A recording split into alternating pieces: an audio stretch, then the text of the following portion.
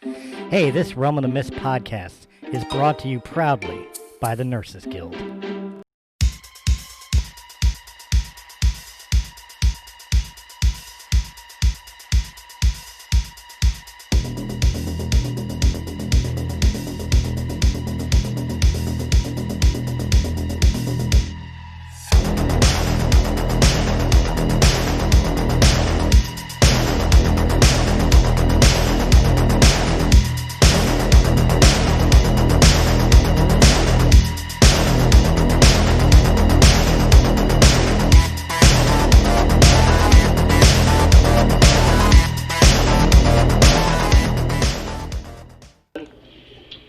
Hey guys, what's up? Welcome to Breaking the Fourth Wall Weekly. I am Christopher Stolle, and I am mobile today. That's why you're not seeing my face, and you may hear some background noise. I do apologize for that. But I am on the road in the streets of Philadelphia, and who knows, maybe you guys will get lucky and have an accident happen live on the air, and then Nice. Don and Chris can make fun of me. Absolutely. We would do that. We would totally do that. So speaking of my co-hosts, Don and Chris, say hello to everybody, to the crowd. What's happening? What's going on, folks? I'm assuming you're getting video. I know I'm recording MP3. Yeah, me and Don can see each other, we know what's going on. Yeah, Chris is just in the distance, so... Well, I just Other didn't Chris. want you guys getting the video of me jerking off, giving myself some roadhead. Well, you got to do what you got to do when you're in Philly, Hey, when you pay to get that rib removed, you got to use it. Absolutely. I've heard. The old Marilyn Manson surgery, huh? That's it. But no, the long and the short of it is I just got done dropping my child off to his mother, so it's at least a half an hour before I'm back in front of my computer. So. Well, yeah. So I do apologize for the way we're doing this today, but Serenity and Colin, which looks like actually Yep, Colin just hopped in, yep. Hey, what's up, guys? Colin, Yeah. right there. Yeah, he made it just in time. So I'm up on this side of you. Or, So the long and short of it is, it's going to be an interesting show because Really? I got to Oh, pay here. attention to what you guys are presenting at the same time. Pay attention to the road. Yeah, no And worries. I have no better way of figuring out my driving skills than to try to drive during Don's news buffet. So let's kick this off right now.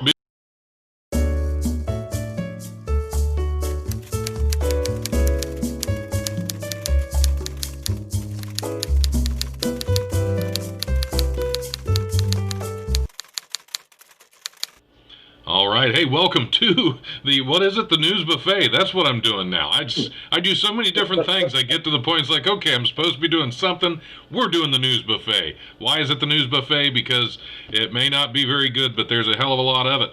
So let's dig right into it. I don't even know what story we have coming up first here. But we'll, here we go. We have a horse girl.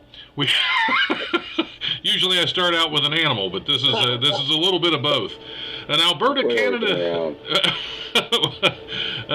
Canada teenager whose skills at emulating the movements of a horse, including quadrupedal jumps, went viral online, now is being featured in Ripley's Believe It or Not. Horse girl Ava Vogel, 17 of Edmonton, said she started emulating the movements of horses about 6 years ago, and 3 years ago she turned her attention to jumping on all fours like an equine. I would look at actual videos of horses and rode horses myself, so I figured out how the horse moved and would transfer that over to the human skeleton to figure out how I could apply that to myself. Vogel told CBC News. It took a lot of training and repetition to be able to build up the proper muscles and a lot of stretching so my wrists were strong enough to handle the impact, she said. Because your wrists always have to be strong enough to handle the impact. That's the important part. That's the important takeaway from this story. So, When you're J and the D, you got to have a strong wrist. But mimicking the movements of an equine, that is, how does she have? How did? I don't even understand how the fuck that's supposed to It's not. She looks like a human running around on all fours. That's really all it is. Okay. She pretends. All right. And apparently people are feeding into whatever psychosis this is that makes her think that she's, but no, I mean, there is a video. You can't see it because we're just doing audio, but there is a video where she's running around on all fours and she has the jump set up like she's a show pony. So Awesome. That's like the brownie. She's got the actual anal plug with the horse hair. that she should. That would be. Yeah. Listen Does she to have my a saddle on? Like, does she wear Yeah. a saddle? No saddle, because nobody's riding her. She's just good doing the horse jumps by herself with sans rider. Of course nobody's riding her. She thinks she's a horse. Well, The if we same had a man's gonna saddle, jump that. but And yeah, if we had that's- a saddle, we could at least charge admission. Right. Yeah, charge for a ride around. If you think she's a horse, she can do some really fucked up things to horses. So whatever. Oh yeah. Oh, She's God. just. Yeah, can we get that video when mating season comes around and the studs are, That's why I started off. Inseminate a horse? It's horrible. That's I've never tried it. That's why I started off with that particular news story, because I knew it would just get us off to a good start just right out of the gate. Yeah. So that's right out of the gate. yeah, just Yeah, right. Around on your show anyway. Jump to the next subject. Yeah. A British wildlife park has removed 5 African grey parrots from public view because of the foul language. Lincolnshire Wildlife Park adopted the parrots 6 weeks ago and put them in quarantine together so they could curse. During their time together, the birds shared the ability to curse up a storm, something they engaged in quite often, according to Steve Nichols, the park's CEO. I get called a fat twat every time I walk past. That's perfect. I don't think that's the parents. That's the co-workers doing that shit to her. So, who's that fat twat? Did that parent just say that? That's Carrie from accountant hiding behind a desk. Nichols said the pouty mouth parrots aren't uncommon in his line of work. For the last 25 years, we have always taken in parents that have sometimes had a bit of a blue language, and we have really got used to that so much that I don't even notice when it's the coworkers. All right. Fat twat told CNN. No, I'm As long as her name was Karen, we're all good. right. I mean, See your manager. yeah. who doesn't want a parrot?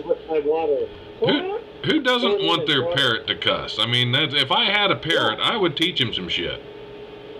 You know? That reminds me of a story. Whenever I was a kid, one of my friends, whenever I was in high school, one of my friends had a parakeet that knew a couple of sentences, and one of them was "hide the beer, mom's home," Perfect. and the other one was "pass the joint." And the bird would not fly; it would walk around the house behind us. So it's like the funniest thing you've ever seen in your life. This bird just walking around behind you and then squawk, "Hide the beer, mom's home." See, my cousin had a parrot. It didn't talk, so it didn't do any of the dirty language, but like funny behaviors, like it would fly up onto the top end of the ceiling fan, like on the blades, and scream for them to turn it on. Like every day it wanted to ride on the ceiling fan. It's probably a buzz Raise for holy hell until you turn the fan on. Nice. Well, Was it high speed? Did they turn it on high speed or? Medium was the best they could go. Oh, okay. High speed to be slamming into the back wall. Right, because I'd want to test. It's like, all right, you want to go for a ride, you little son of a bitch? When I was a little boy, my family owned a exotic dancing establishment, and they had strange things like a cockatiel, and the cockatiel was like halfway through the kitchen, so you would walk into the apartment, and the bird would see you and start whistling like hey, hubba hubba type thing, you know. And then as you would get closer to the bird would look close at you and like bob its head and then start laughing at you. And it was like a jokester bird or something. It was just mocking you the whole time. That's an asshole parrot. That's an asshole parrot right there. That's great. Yeah. That's the greatest mascot ever for a strip club. That's sure. There you go. We had there's a local animal sanctuary. They have a crow that I'm always trying to teach to cuss every time I go there. I don't know if it ever has, because it would be great if, like, as soon as I leave, it just starts cursing at kids as they're walking. Look at the... Right, from up here, look here, you little fuckers. Yeah. Yeah, your mom, the money's on the dresser. Well, Don, you know if you're in the building that day, they're going to blame you anyway. Oh, yeah, absolutely. That's I'm the one usually cussing at the kids, so it doesn't matter. You little shit! Like the old Bart Simpson, why you little... Yep, there you go. Yep, choking the parrot. That's a whole different thing. Ireland's Supreme Court has ruled that bread sold by the fast food chain Subway contains so much sugar that it cannot be legally defined as bread. I've seen this, yeah. The ruling came in a tax dispute brought by Bookfinders Ltd, an Irish Subway franchisee, which argued that some of its takeaway products, including teas, coffees, and heated sandwiches, were not liable for value-added tax. A panel of judges rejected the appeal Tuesday, ruling that the bread sold by Subway contains too much sugar to be categorized as a staple food, which is not taxed.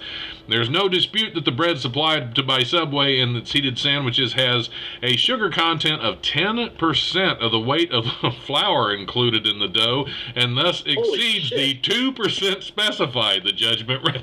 10%! Wow! Smoking a Subway, eat diabetes. Yeah. How dare it get an insulin shot? Yeah. The law makes a distinction between bread as a staple food and other baked goods which are or approach confectionery or fancy baked goods. So it's not bread, it's a fancy baked good. It's like they make their... Right, they make their Subway sandwiches with fucking cake. That's what... I wonder if that's just in Ireland that there's bread. Yeah. We had this bread debate. Yeah. There's certain breads that are good for certain sandwiches. Like if you're going to have a Reuben sandwich, you want a really nice marble rye, right? Well, locally up here in the Upper Peninsula of Michigan, there's these places called D&M Subs, and they have the best stack of meats and everything on their sandwiches and all the best veggies and stuff, and they really stack them up good. But I've always wanted to have all their items on Subway bread because Subway really does have good bread. I mean, you guys got to admit, they have good bread. It's the sugar, bro. Right. It's you're addicted to the sugar. That's all it is. It's fucking cake. You're eating your damn sandwich on a donut. What are you? MSG, no MSG. And Joe's lost 350 pounds eating 6-inch donuts. Right. Yeah. I believe that's how he lost that weight. That and chasing after kids. Yeah, that's what I was going to say. So it's chasing all those children around, so he dropped that weight. Speaking of dropping weight, many beloved events and activities have been canceled this year, but one has weathered the pandemic. Fat Bear Week. Fat Bear Week, the annual competition which kicks off Wednesday, asks voters to decide which brown bear at Brooks River in Alaska's Katmai National Park has been most successful in packing on the pounds before winter. And only one plump ursine can be crowned 2020's fattest bear. Bears have been matched up in a single elimination tournament complete with a March Madness style bracket that shows their names, numbers, and photos. According to a news release from the park, the bear with the most votes moves on to the next round. Each day online voters decide which bears will advance into the pairings until the final vote on October 6th, which is Tuesday. So get your votes in for Fat Bear Week. Oh Every vote counts, folks. Right.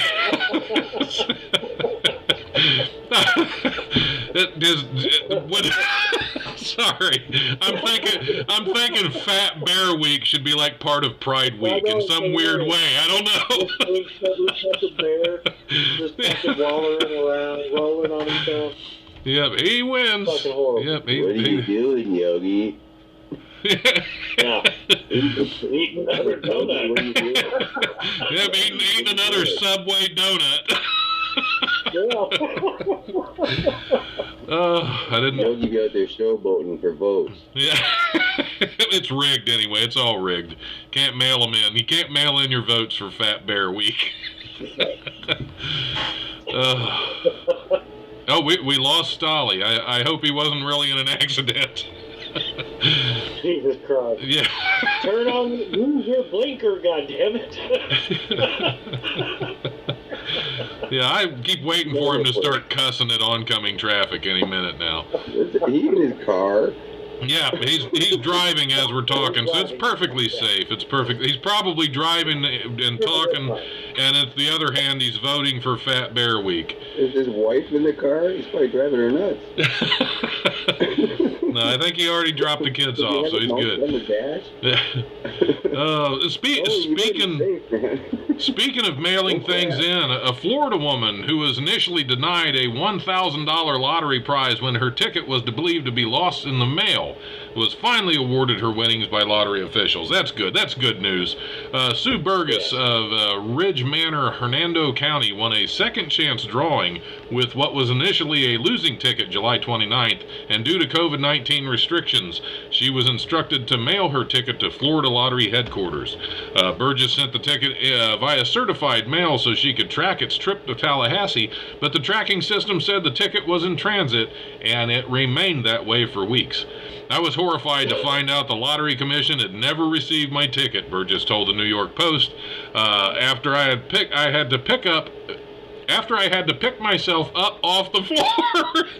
I learned what? After I had to pick myself up off the floor, I learned the ticket was still in transit. Why was she on the floor? That's what I don't know. Well, if you feel like you just lost millions of dollars, I guess you would probably fall out, but... It was only $1,000. It was only $1,000. Oh, okay. Well, then, she better strong. Yep, it was probably the meth. That's There you go. Hey, looks like Serenity joined us. Yeah. There she is. Hi, Welcome to the news buffet. That was an interesting point to come in. Yeah. Definitely. Yeah. Does anybody want to bring her up to speed? I mean, Make sure you get your votes in for the Fat Bear of the Month. yes, Fat Bear Week. It's Fat Bear Week. Final voting closes on Tuesday, so make sure. And you're gonna send me the link? Sure. I don't. Just to clarify, I'm not one of the fat bears in the competition. I got voted out the second week. Can you believe that shit? Dang. I was hopeful this year. I really was. I packed it on. I was like, I'm doing it this year. I'm going to be Fat Bear. That just didn't quite make it. 2020 you thought was your year, right? Yeah, but I'm gonna make a run at it next year, though. 2020 has been nobody's year. I don't even know what it is yet. It hasn't been your year at all. Yeah. Hey, we're going to stay in Florida. The Florida Highway Patrol said a driver was not injured when his pickup truck left the road and ended up plunging into a resident's backyard swimming pool. The Florida Highway Patrol's Orlando station said troopers responded Wednesday when a driver swerved off the road to avoid a disabled vehicle. The pickup truck crashed through a fence and ended up with its front end in the swimming pool. The 49-year-old driver was not injured in the crash. Drivers have to be alert for vehicles in the roadway, the Florida Highway Patrol tweeted, and apparently pools in their neighbors' yards. How fast was he going in order to... Right. That's to go through a fence And still, Was he under the influence of alcohol or marijuana? there's got to be more to this story. He could have been going 10 miles an hour and just not looking forward, and he could have been sitting sideways. He could have just hated his neighbor and didn't care about his truck. There is a picture, and that truck looks like it was beat to hell before he drove it through the fence and into the pool. So I think he didn't give a crap at that point. That neighbor's dog pooped in his yard, and he's like, "I'm driving my fucking truck into their pool. That's how we're doing this." So that's called Florida justice, right there. Yeah, but he was aiming for the dog and just settled for the pool. He was washing his truck. Yeah. Oh, so yeah, I love Florida. I really, really do. All right, let's see. They have something every day. I have to say, have you ever looked up your birthday in Florida in crimes? And it comes up with something insane. Every day of the year, there's something crazy that happens in Florida. Oh, yeah. Every week something crazy happens in Florida, yeah. Gotta love it. I don't know why all the seniors moved there. Why, who does? All the seniors? All the seniors moved to Florida. It's like, isn't that where all the crime and all the crazy stuff happens? Why are they moving there? Well, it's one of those things, the chicken or the egg thing. Did the crime move down? Did it follow them? Because if I was going to rob somebody, I'd want to make sure it was a rich, decrepit old person that just moved into the neighborhood. I mean, that just makes. I lived in South Florida for like a year and a half, and when I turned 21, I moved to South Florida, and I would go for walks in the middle of the night in downtown West Palm Beach. And somebody asked me once, they said, "That's kind of crazy. Why are you going?" It's like 2:00 in the morning. And I said, "Why would anybody fuck with me? I'm a young man. I look like I can take care of myself. I don't look like I have much. We're 3 blocks away from Palm Beach, the rich old person capital of the world. Right. Why would people rob me?" The worst thing you run into in West Palm Beach is you run into a homeless person. You could push them down and walk 5 miles away because they're too malnourished to get back up quickly.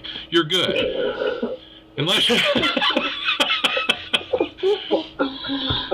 Makes perfect sense to me. Just like tap them and they fall over. Right. You poor dumb bastard. Yep. Except for the meth heads and the crack heads. Those ones you want to avoid them because they got that. Yeah, they got like hard power or something. Yeah, they'll rob each other, and they're strong as shit when they want to be. Yeah, they get that burst energy. Yeah, they're really wiry, and you don't want to punch them in the face because those teeth will cut the shit out of you. Yeah. and they'll get infected quick. Very. I want that meth rotting through your hand. All right, I think we'll do one more, and then we'll wrap up the whatever the hell this has been. Emergency responders in Britain tested out a new jet suit that could soon be used by paramedics and search and rescue workers covering difficult terrain. Richard Browning, founder of Gravity Industries and inventor of the jet suit, took on piloting duties for the test carried out this week in partnership with the Great North Air Ambulance Service. Browning took the suit to heights of 10 to 20 feet in a simulated search for a party of walkers lost in the Langdale Pikes. The inventor was able to find the walkers within minutes, a feat officials said would have taken more than an hour on foot. The test is part of a program that officials said could see jet suit paramedics donning similar equipment as early as next summer. I don't want to be the test subject for that. Jet suit paramedics. Here's my question. If you're at any location and Pike is in the name, and you're able to reach the elevation of 10 to 20 feet and see over the trees, that doesn't make any sense at all. No, it doesn't. It doesn't. That does not add up. Okay. But okay, I mean, no. I see the benefit, maybe, I guess, if you want to be a... Well, yeah, 10 to 20 feet, it's great if you want to find somebody lost in a fucking corn maze, but if you're in the forest, it's not going to do a lot of good. This time of year would be perfect. All of those crippled kids at Halloween. We can find them all. Hold on. Call the paramedics. Launch them in the air about 10 whole feet. They'll get them in no time. Yeah. Or I could just get a real big trampoline and you just keep fucking moving it and we'll fucking get there too. All I can think of is Elton John with a rocket pack. Rocket Man! Yeah, that's that. Broke perfect. Rocket, what? Why do you come right in with Brokeback stuff? I don't understand it. But it's welcome back. It's good to have you. You wouldn't believe it, man, but I wound up in a dead signal because of the fact that I was stuck behind a freaking Mr. Softy truck, and it was going 10 miles an hour on a fucking superhighway in Philadelphia. Yeah, we definitely believe it. You're recording a podcast in a car. Right. I'm home now and in a signal, so, here we go. Anyway, thanks for joining us. Chris Stolle's back, and that has been the News Buffet. Glad you could make it for this part of it. Yay! Hey, all I know is I had to give a minute before I called back in because I had to piss like a woman who was pretending to be a horse. Understood. Yeah. Right. We all know. Interesting description. Listen to Stuck behind a Krispy Kreme's truck and you mugged him. No, Mr. Softy. Yeah, Mr. Softy. He just couldn't get it up to go any faster, I guess. Being slightly outran by the Niagara truck. Wait a minute. But only for Yeah, but he was chasing him down. Did you guys watch Mr. the Talladega? Did anyone here watch the Talladega? Nope. No. It was a ballsy ending that in a lot of ways breaks a lot of rules, but they let Denny Hamlin win, although he gained on 2 cars while being outside of the double yellow line on the inside of the track. So it's That's very... before. Yeah. That's I'm just saying, and then the guy who came in second, because of some strange reason or something, he got like demoted down to like 21st place or something. But no, like the whole thing just has. Interesting. This is gonna be one that they have to explain. So yeah, you guys should have watched it. There'll be a lot of changing of points and gnawing and gnashing of teeth before the next race. That's for sure. Oh yeah. Oh god, there were so many accidents. It was pretty brutal. It was like living in New York right now. That's what it is. Yeah, that's the best. That's the best part of auto racing is the accidents. I don't know why anybody else would watch it. Yeah, left turn. Yeah, left turn. I don't watch them go around in circles. I watch see something blow up. Oh yeah, there was like some sparks and a bunch of smoke and everything at the ending. Like Nice. everyone's tires were blowing off. It was crazy. Awesome. The crashes. That's where it's at. Oh, there was a lot. You'll have to watch the replay. Fake Newton's sticker is very inconvenient and dangerous, but I do love fake Newtons. Yeah. Just stay away from the black licorice. Right. That stuff's deadly. Well, speaking of deadly things, why don't we go into the joke of the week? You served your country with honor, and now are trying to pry health care from the Veterans Administration. Did you know that Congress recently made changes to allow vets to get care outside of the VA services? The Nurses Guild of Florida is owned and operated by a Vietnam-era vet who knows how difficult it is to return to civilian life. Why not get your home health services from a 5-star Medicare home health agency, the experts at home care, the Nurses Guild?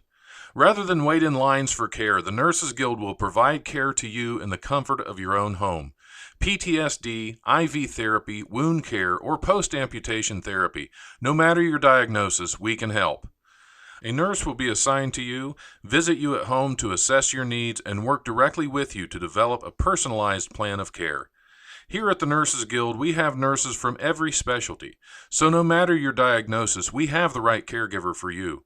The nurses, therapists, and home health team of the Nurses Guild is ready to serve you. All of our essential healthcare workers are fully screened, supervised, and COVID tested. Call the Nurses Guild today to arrange your home health visit at 954-596-9806 for Broward County and 561-826-8937 for Palm Beach County. Remember, health care put off is health care too late. Stay safe during the pandemic. Wear a mask and insist those around you wear a mask. Wash your hands frequently and stay home as much as possible. Take my wife, please.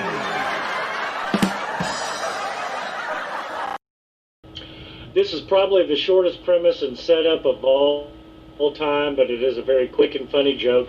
Stay with me. A young lady gets pregnant. She has twins.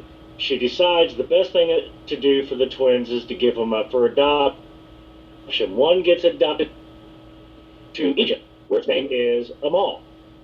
The other one gets adopted to Spain. His name is Juan. Later on, Juan wants to meet with the rest of his family and sends a picture of himself to his biological mother, who at the time now is married. She shows the picture to her husband. She says, "Man, I really wish I had a picture of the other one." The husband says, "Well, once you've seen one, you've seen them all." There you go. Oh my God.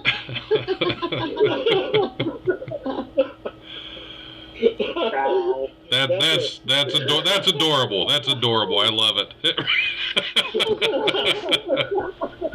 Jesus Christ. Hey, I wrote that on very short notice. I'm sorry. Tell you what, after last week's joke of the week, I'm going to make it very easy on everybody and just say I've got nothing. Yeah. Same here.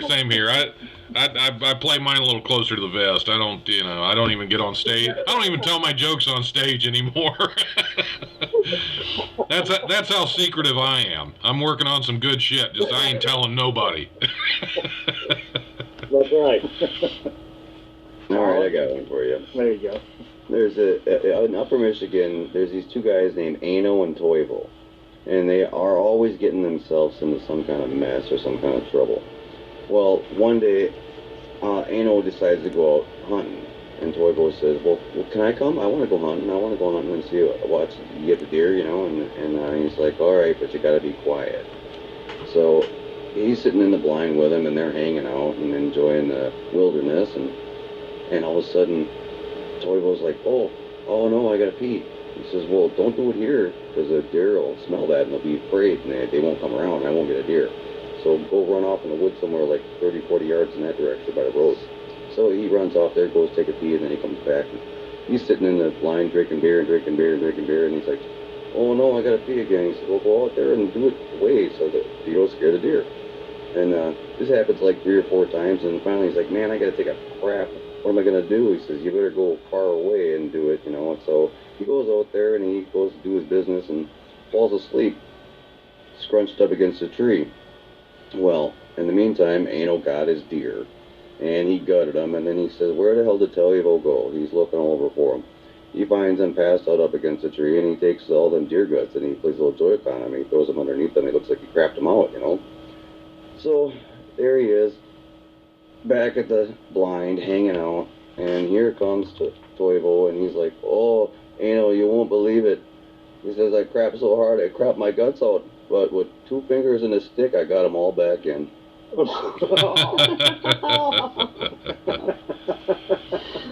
Oh, no. Whatever it takes. Yeah, and that is the famous Ano and Toivo. Oh. Serenity? Wow. Serenity? And I thought, Got anything to follow up? Okay. A priest, a rabbi, and a Buddhist monk walk into a bar. The bartender says, get out. The end. Yeah, he ain't gonna get any tips. Yeah. Makes perfect sense. They don't have any business there, Every bad joke starts with some of those. So, just, no, thank you. Okay. There you go. Just like every racist joke always starts with looking over your shoulder.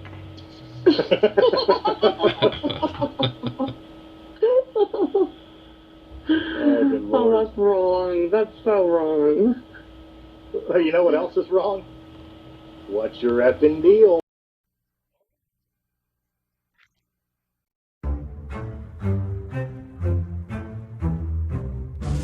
What's your FN deal?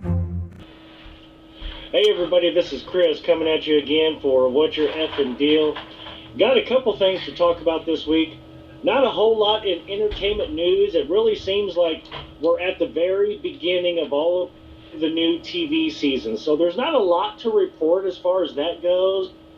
But what there is to report right now is that Vince McMahon has officially thrown in the towel on the Wednesday Night Wars. NXT and their show has now moved from Wednesday night to Thursday night, the head-to-head battle with AEW. The fact that Vince has actually done this, I don't know exactly what it says other than the fact that the NXT wrestlers, they are not able to hold the show as well as Cody and the guys at AEW. That's definitely... And I think it says something about the fact that Vince has actually given up on something that he was so dug in on at the beginning of the year. He was definitely all, guns blazing as far as, taking on AEW and winning another war, like the old Monday Night Wars, and bringing about that spark, but it completely fizzled on them. And they dropped the Wednesday night show, giving it completely to AEW now. And then that's kind of a really surprising move for Vinnie Mac. I don't know about you guys, but I haven't known him to really give up the chase that easily. Well, he's still holding the war because of Monday nights. He still owns Monday nights, and I mean, SmackDown is still strong too. The problem is that he was losing a fight with his weakest product, and NXT, the talent is there, but there's no personalities. There's no real star draw there. I think in order for it to actually be good, they need to get bigger, and then they'd have a good feud. Here's the problem. NXT was actually, SmackDown was great. It has always been good. It's especially now that they have found their footing on Fox on Friday nights. Before that, it was Thursday night, but they brought out NXT to have their own show on Wednesday night specifically to fight AEW. Vince McMahon wanted to have that spark of another Monday Night War kind of deal, except for they wanted to do it on Wednesday night. And Hunter Hearst, Hunter really talked him into doing the Wednesday night deal, that he could lead the fight with NXT.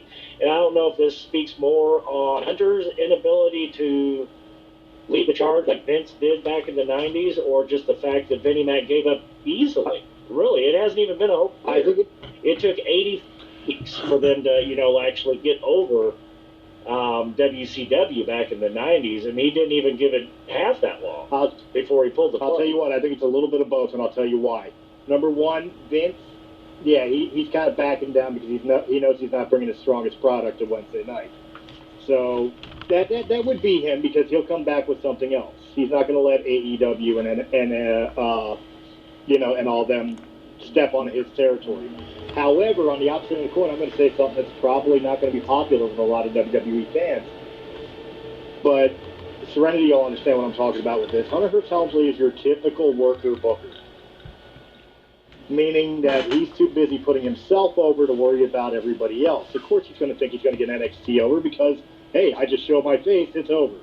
No, you got great talent in there, but no developed characters and stories. Nothing in there is worthy enough to pull a fight against a group who right now is running off of the star power of the better talents WWE had to offer.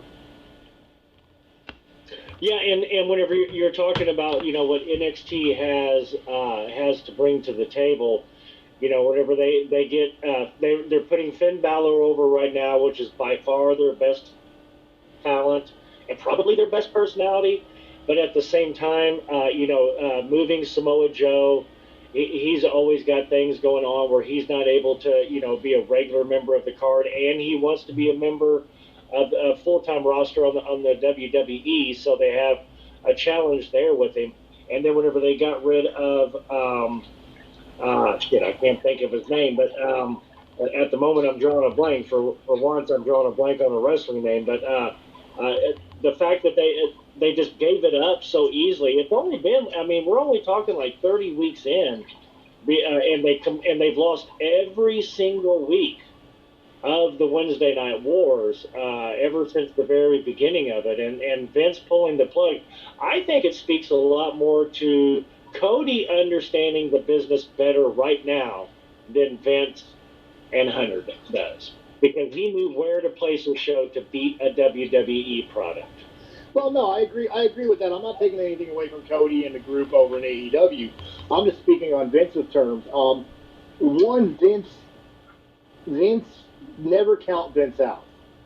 Vince was getting his ass kicked in the Monday Night Wars. You know, Vince was getting his ass kicked in the Monday Night Wars with the NWO and shit like that, and then he fucking pushed DX Strong and put the belt on fucking people like Austin and Mick Foley, and next thing you know, no, I'm not taking a leak, Serenity. I was running a little bit of water. But I was wondering, wasn't going to say anything, but one thing Vince never did was he instead of dropping a Monday night episode, he went live. He would go tit for tat and attack their weakness, and instead of doing that, like AEW has mashed everything. They put title matches on. They put once in a lifetime matches on. They put no DQ matches on. They put pay-per-view quality matches on Wednesday night to make sure that nobody would tune into NXT if Jericho versus whoever in a whatever kind of stipulation match is going on. So I think in this one time, someone has really outmaneuvered Vinnie Mac, and the fact that Hunter was put in that position to fail, I think there's a longer play involved. I think that, Hunter, everyone is like, Hunter has to take Vince McMahon's place. I don't think that's the case. And I think that's something that Vince McMahon is doing as far as a long play to show that Hunter is not the guy. It has been an overwhelming time. And as soon as he's ready to come back and run the ship, it's going to be a whole different thing. Because Vinnie Mac has never pulled the fuck about anything. Well, you also got to remember, too, Vince is old. With him, yeah. Well, yeah, but, I mean, a good old duel, especially during a COVID lockdown when people are looking for things to fight for. I mean, it doesn't really make sense for Vince to be like, okay, let's not do it. But then I have to financially remember, like, okay, their stadiums are empty, and their merch is a lot of their money, a lot of their income. So, like, this is hitting them hard. This has been one of the worst times for, now the term is, sports entertainment, but no matter how you look at it, this has been one of the worst time periods, period, for wrestling, because you're able to see everybody work their spots, work their gimmick and everything without a crowd, without the crowd noise. The cameras are giving it away. You're able to hear them talk through their matches and everything.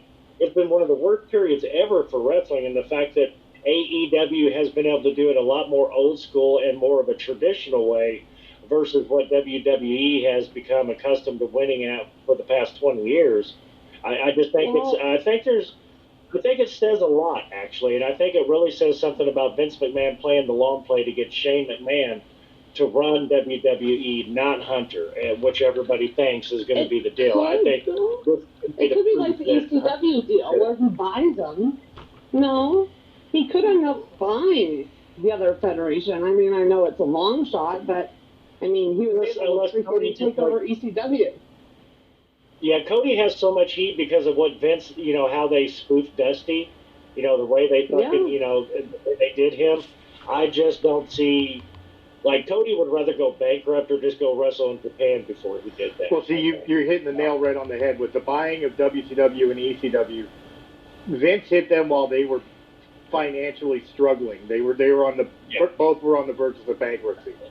AEW is not hurting for money any more than WWE is right now. And I think that's the deciding factor. I think Serenity hit the nail on the head in an earlier comment about the fact with COVID and merchandise sales being down, ticket sales being down, like you were saying, Chris, that live performance shows are just down in general. That may be the deciding factor on why Vince said, you know what, it's not time for the war right now, because there's no money right now. Once everything gets back to some semblance of normal and the stadiums are filling up again, we may see a completely different McMahon maneuver. Well, that's exactly my point. That's exactly my point on the long play, because Vince plays chess, not checkers, and he allowed Hunter to put himself out there and fail at what was his brainchild. And he has always, whether he said it or not, there's no fucking way in the world Vince McMahon Jr. is going to hand the company over to the guy who's fucking his daughter and not his son. And he's waiting for the right time to put Shane O'Mac in that spot and then fuck him up. I think this is more of a long play than a short-term deal. That's the deal, I think. Well, I mean, even if for the sake of argument, Shane wants nothing to do with the company, wants to live out on his own and stuff like that, it would never go to Hunter. At the end of the day, it would be Stephanie controlling the company. It will always be a McMahon. It better. Right. That's what I'm saying. And I think it goes to Shane before it goes to Stephanie, unless Shane just doesn't want to do it. But he keeps stepping back in. So he doesn't want to step away. He keeps stepping in. Didn't each kid own a separate federation? Yeah, they all have different pieces of the pie, depending on how you look at it. Like Stephanie has a lot to do with promotional and merch, and Shane still has a lot to do with production and the TV part of everything. So they're both heavily fucking involved. You just see Stephanie isn't Shane talent scout too? He's also talent coordinator. Yeah. He's an agent too. Yeah, he's the main one there, I thought. So and that's why I'm thinking the long play is in to go ahead and bury Hunter over the next 5 years and allow Shane to take this front runner lead and go ahead and take it over whenever Vinny steps away from it finally. He's about to be 74 years old, guys. I mean, he can't keep being the front man for the company forever. And if he allows Hunter to fall on his big fucking nose, then he sets everything up wonderfully for either of his kids, preferably Shane, I think. There's no way he doesn't want it to be his oldest kid. You know, I mean... I think that he's smart enough to do a trial period. I think that he's smart enough for the shareholders, for everyone involved, to be like, okay, I'm going to go on vacation to an island for 6 months, and you guys take care of it and handle business, and when he comes back, see what happens. I don't think he's a man to rush to decisions. I think No, not at all. His money's too long to rush. Yeah. Yeah, well, and it's also such a hard time on them. I mean, I know just because of the industry that, merch is down for everyone, but especially shows like that. Leave it to me to take an entertainment section and let us all mark out about wrestling.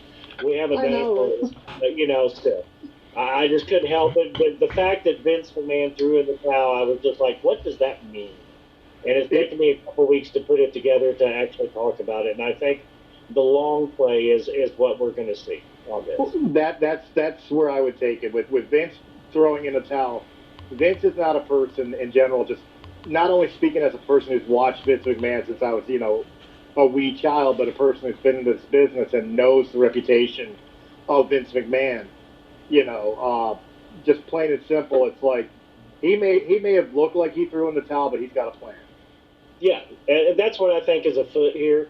It's just a matter of who comes out on top, and I think he's just taken this as a great opportunity to let Hunter fall on his face, so that way there's Stephanie or Shane. And I no matter what, I think it's preferably Shane is the one who, 5 years from now is the one who's actually driving the ship. He's the one who's been groomed for this. Stephanie inserted herself in that place. Shane's been groomed for it, so I hope that's what they hope. So we'll see. Well, the easiest way to put Shane in the position is to do the same thing his father did. Be a commentator. Yeah. Well, he bought it out from Vince Sr. and became the commentator, and unless you were smart enough, you didn't know Vince McMahon. Look at Colin over here yawning over it. I see you, buddy. But I just think it is kind of an interesting thing whenever you're talking about a company that's valued at $5 billion. It is something kind of to talk about whenever movies and TV are on a hiatus right now. We're getting into the first episodes of everybody's season there's not a lot to talk about there. So this is the best thing for What's Your Effing Deal this week. Well, here's one I'll throw into you just because I'm a Star Wars fan and a Star Trek fan. Have you seen the little controversy now between Mark Hamill and Patrick Stewart both pushing to try to get a Star Wars Star Trek crossover? And this has been something that's been talked about for the past 15 years, and I think that this is going to be more scuttlebutt than anything because of Lucas and Disney not really having a part to play with Star Trek. There's a whole lot of merging and mending of fences that have to happen. Has a lot more to do than just Mark Hamill and Patrick Stewart. Mending the fences, i.e. Disney buys fucking Paramount and it's done. Yeah, right? Unless it does come to that, that's like really the only, there's a lot more at play than just Mark Hamill and Patrick Stewart kind of wanting this to happen or having hurt feelings about it not happening yet. There's a lot more at play there with that. And so I think we'll see a lot more to come, especially once everything opens up. If we do get a return to a more normal like America next year, I think that might be a discussion that really picks up a lot of steam, but it is what it is. I have to say, as a fan of both shows, I hope none of those things happen.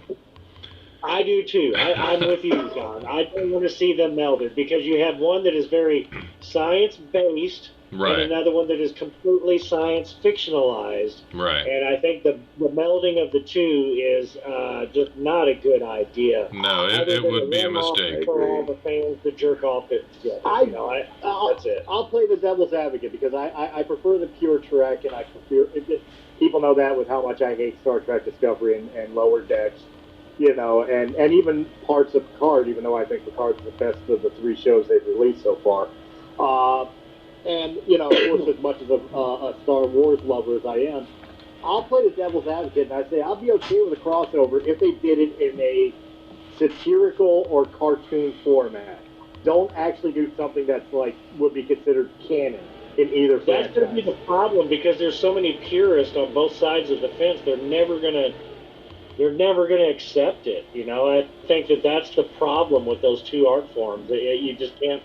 There's no melding of it without making a satire of it, which then it loses. If it can't be canon, then what's the point? I think there's just too many hardcore people that wouldn't even stand in line to buy a ticket. Star Wars. And Star Trek is Star Trek. They're just two separate universes. They're two separate things. You try to put them both together, you're end up with crappy Star Wars or crappy Star Trek. Either way you look at it, I mean, you're gonna shine one or the other in a bad light and too much of a good light, and there's going to be too many people unhappy about how either of it is done. I just don't see how it could be a good mix. And there's no way you could do like a trilogy of it because the first one is going to bomb out at the box office because there's too many purists that just won't buy a ticket. Yeah, right away, you know that Luke Skywalker is going to get into it and beat Captain Kirk's ass. Yeah, and he's going to fuck him right up, and that's that. And then Spock will have to come and put the death grip on him, and it'll be end of story. Right. I don't think it would be something like that. I think if there was a story involved, it would be like, Luke Skywalker taking on the Romulans is maybe the only idea, or the Borg. That's the only way. The Galactic Empire. It would be Vader and the Galactic Empire. And maybe they team up with, the Klingon Empire, for example.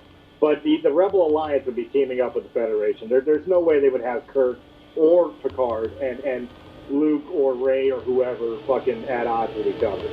But at the end of the day, if you do that, aren't you just talking about Battlestar Galactica? Hey, I'm cool with that. Let's just do a Battlestar Galactica movie. Yeah. That's one I haven't watched, so I don't know. Yeah. I would totally be cool with that. Yeah. Well, right on. That's all I had to bring to the table, too. Right. Well, I don't know. I don't think it will work. I mean, Star Wars is Star Wars, and Star Trek is Star Trek. I mean, the characters are different, the storylines are different, and I don't see them welding together very well. Well, yeah, like Chris was saying. I mean, one of them is based in science, the other is based in. I mean, well, yeah, exactly. The Force the Force, it's almost based in religious. Yeah. Right. So yeah, I don't think it would mix well, and it would just piss both fan bases off.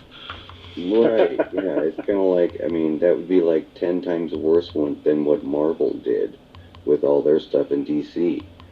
You know, I don't see it happening. I think they got to pull their heads out their asses on that one. Otherwise, they're going to have really pissed off fans. I think you have two lead actors who are just like really having kind of a wet dream about, wouldn't it be great if we could do this and have one last hurrah? But you have the melding of two studio forces and universes, and I just don't see how it's possible. And Yeah, really I think from a pure standpoint, I don't. I think a better idea would be to just come up with another good series or another good movie of Star Trek instead of the crap that they've been putting out lately. Like I said, that's a melding of the two without actually using either of their names, because you have a little bit of magic and force type of influence in Battlestar, and you have a lot of Star Trek-y stuff, and it's a totally new world. I mean, that was the whole point of Battlestar Galactica back in the 80s. So, I think that's really where you're going to see the best of it. Not the combining of these two brands. I just don't think that's the way to go. You know what? If things work out the way they worked out this coming year, we're all gonna be like Star Wars what and Star Trek who when the new Dune movie comes out. If this one comes out the way it's looking like it's gonna come out, I can't wait. This may be the premier science fiction, science fantasy movie. Well, Frank Herbert, as a writer, whenever he wrote Dune, Children of Dune, Messiah of Dune, that trilogy, the original trilogy. It was a five-book saga. But at the beginning, it was a trilogy. It became 5 books. Actually, it became 7 at the end of it. But that original trilogy, that is by far like the most epic science fiction story writing probably ever written, to be honest. No, I think it pales only to Lord of the Rings. Well, that's fantasy, not sci-fi. That's science fiction. They still fall under the same genre.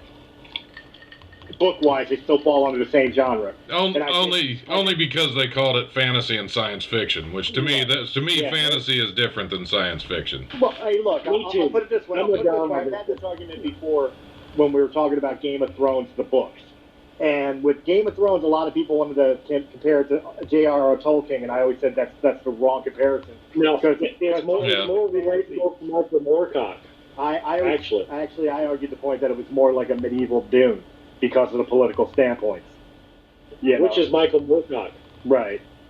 So, I mean, I understand where you guys are coming from. I mean, just overall, as far as the fantasy genre which sci-fi falls under, in general, I think the only book series that was ever stronger than Dune, theoretically, was the Lord of the Rings trilogy. I don't think it's theoretically, because they have their own language. Like, these people, seriously, the Tolkien fans, Tolkien has his own Bible.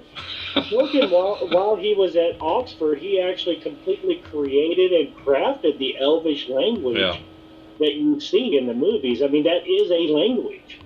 So, the depth of that is just incredible. And only Frank Herbert came close to mimicking that kind of writing depth, I guess is the right way to say it. Not true. I'll give credit to Star Trek because Klingon's a recognized language now. Mm-hmm. That's true. Yeah. So you can give that to Roddenberry. Yep. And Gene Roddenberry wrote the first couple stories of Star Trek while he lived here in Evansville, where I am. And the fact that, 60 years later now, is it 60? Something 60 like or 65? 65 years later, now one of the language that was completely just gibberish in the original stories and books is now recognized as a language. But Tolkien and Herbert wrote theirs from the original concept. That's the difference, I think, to me. What the fuck? That's what I'm like. Who got the bag of chips? Who ate fucking chairs? I want the chip. First you took a leak while we were on the air. Sorry, I was cleaning up after my kids because he left fucking Oreo cookies on my chair. Like, You better send some to my inbox. like 8 packs of them? I swear to God. Jesus you would Christ. take them. I'm telling y'all. Like, Tell them I want Oreos in my inbox tomorrow. There you go. It's the maple cream Oreo. oh, All the better. This is horrible. That'll work. Have you seen where Oreo has come out with the new Mega Stuffs? No, but what did I see the other day? Fucking the Yingling beer, which a lot of you guys may not know, because I don't even drink it. I know the Yingling.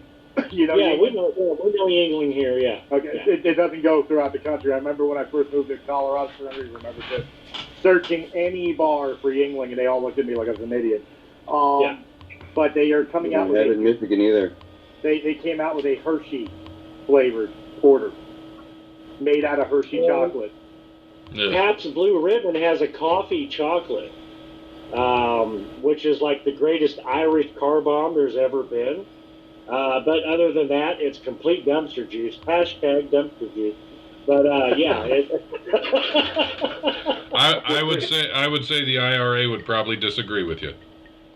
probably. Yeah, well, no, it's not the greatest car bomb.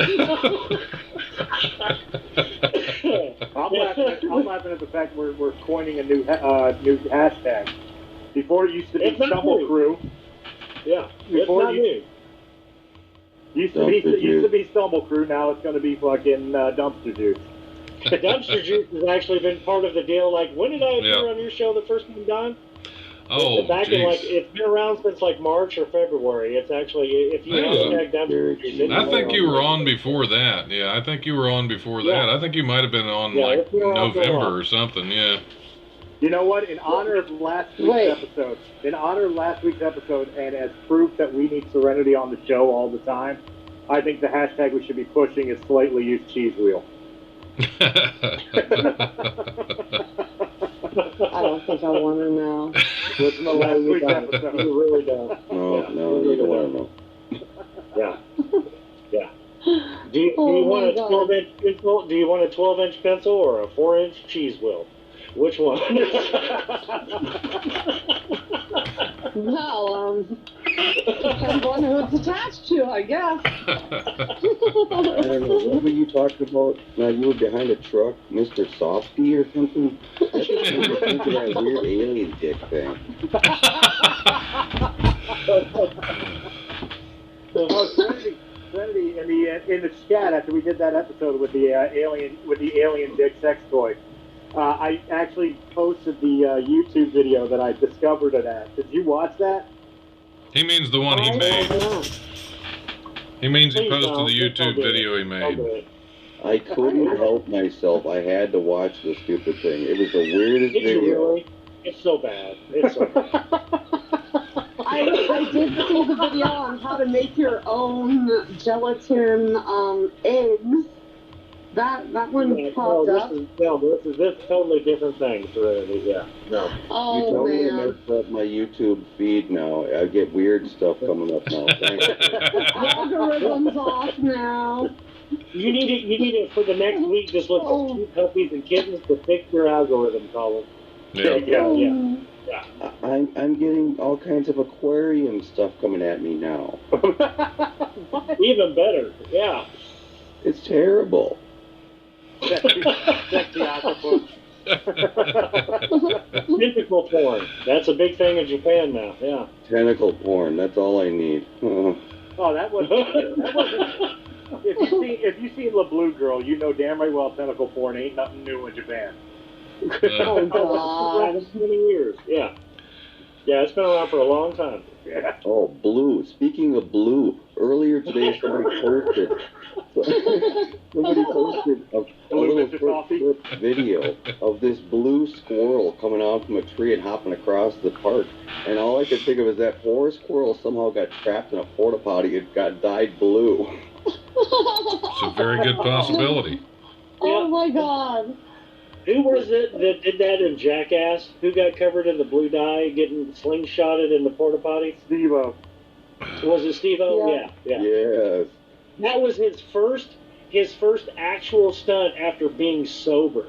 Yeah. All those years of being totally fucked up, that was his first stunt that he signed off on. He's like, yeah, I'm clean and sober. Fuck it, let's do it. And they strapped him into a fucking porta potty and cover him in blue juice. That's great. Little boy blue. He needed the money. Oh, poor guy. Yeah.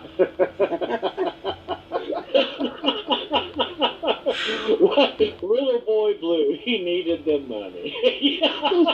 God love Andrew Dice Clay. Yeah, pass. Oh, you're not a Clay fan. I can't stand him, never could. Oh, He wasn't Why? totally. Oh, yeah. But whenever it comes to cutting edge, like changing the format from Bill Cosby himself and all the George Carlin specials, there had to be like that step over, and he was it. That's what gave us Sam Kinison. That's what gave us all the guys and like Bill Hicks and all that stuff. They wouldn't have came about if it wasn't for Dice. You know, that's the only reason I give him credit. I still won't. I still think there are far better comics that deserve that credit. And Oh, he was just. totally. You're on that. Yeah. I mean, even trying to give him that credit, I don't agree with that. I don't think he was the one that stepped up and bridged that gap. On that note, Who do you think it was? hold that thought. On that note, we're going to jump right into After Hours, where we're going to be talking about comedians, because fuck it, we're having this conversation. 2, 1. Welcome to After Hours. Continue. Who do you think it was? If it wasn't Dice Man that made the bridge from, you know, Richard Pryor live on the Sunset Strip, or George Carlin, or the Robin Williams original specials, or Gallagher, and then all of a sudden you have Bill Hicks and you have Sam Kinison.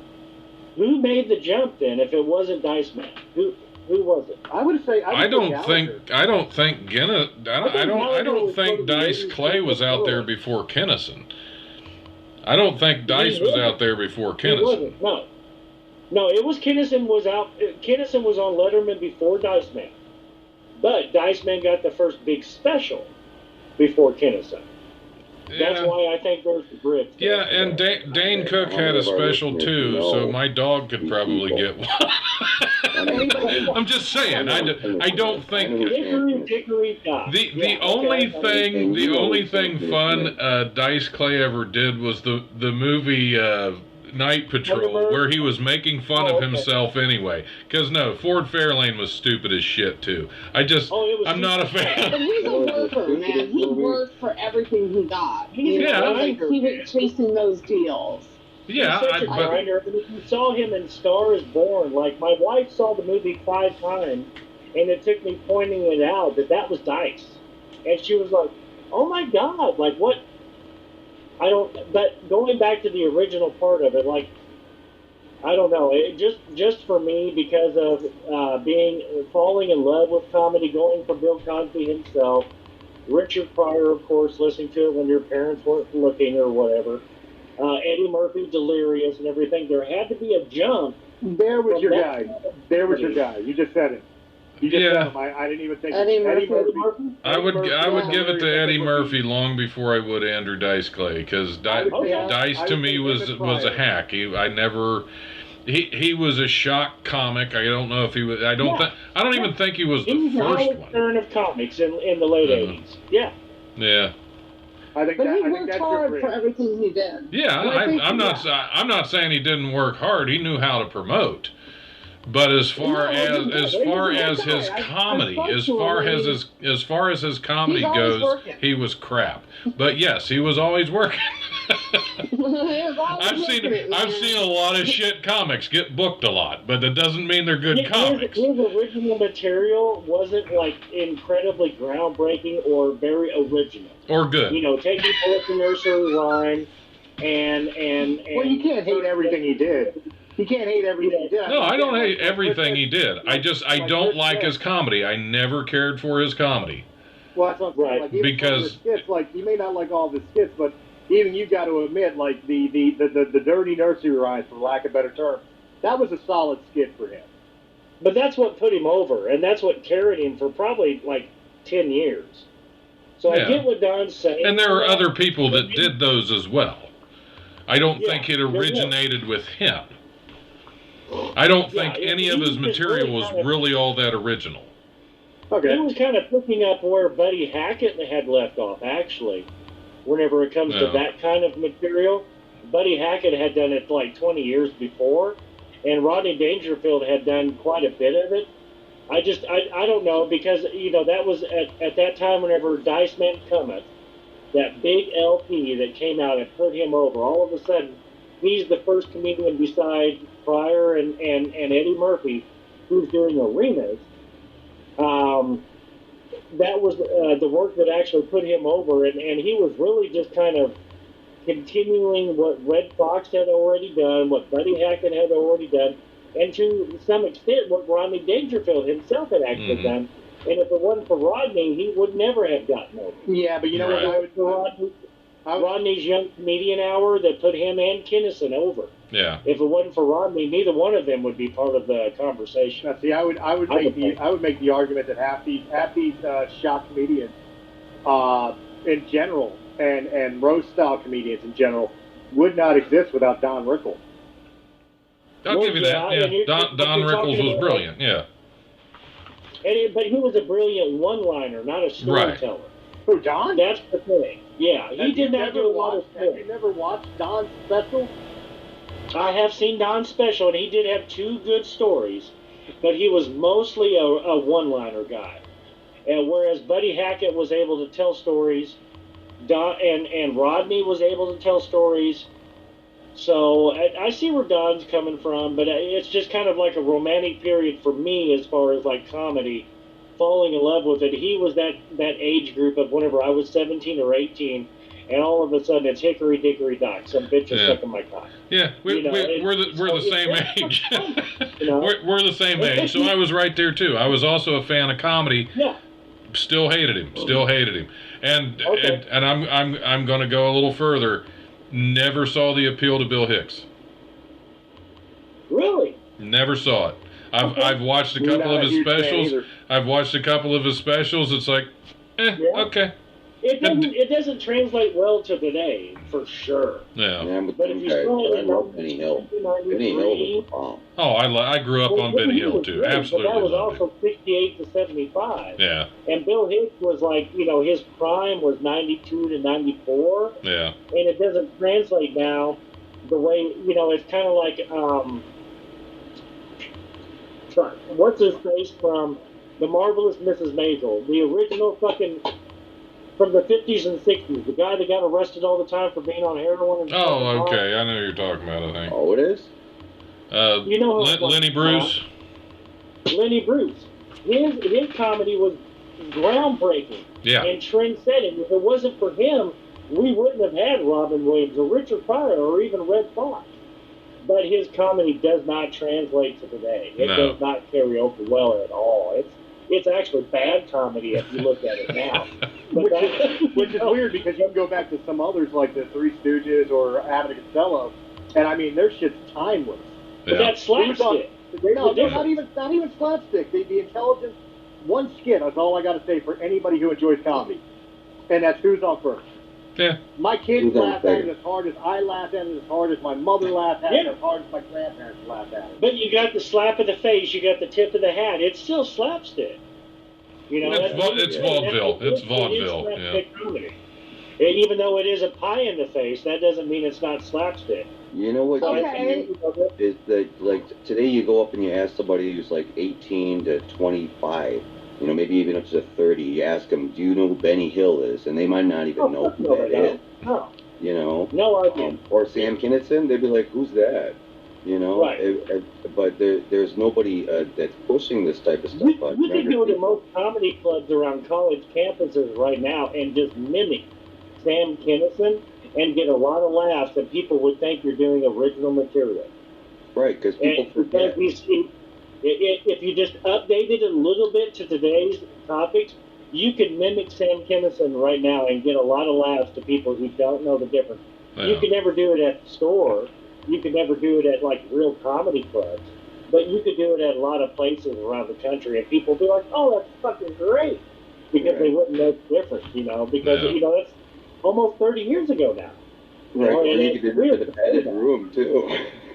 Yeah, it killed him, basically. Yeah. Because everywhere he went, he had to do a line of cocaine like that. It was like right, party had to start it. That's the drawback of a lot of the entertainers today is they get sucked into that drug habit, and before you know it, it's got its hooks in them, and it takes them away. It's part of the scene. You know, whenever you're at the clubs every night and you're doing, I mean, it's just part of the deal. Well, I mean, it really is. What do you mean? I ain't at the club. I own a club. What are you talking about, man? It goes back, and Don knows what I'm talking about. For no reason. Yeah.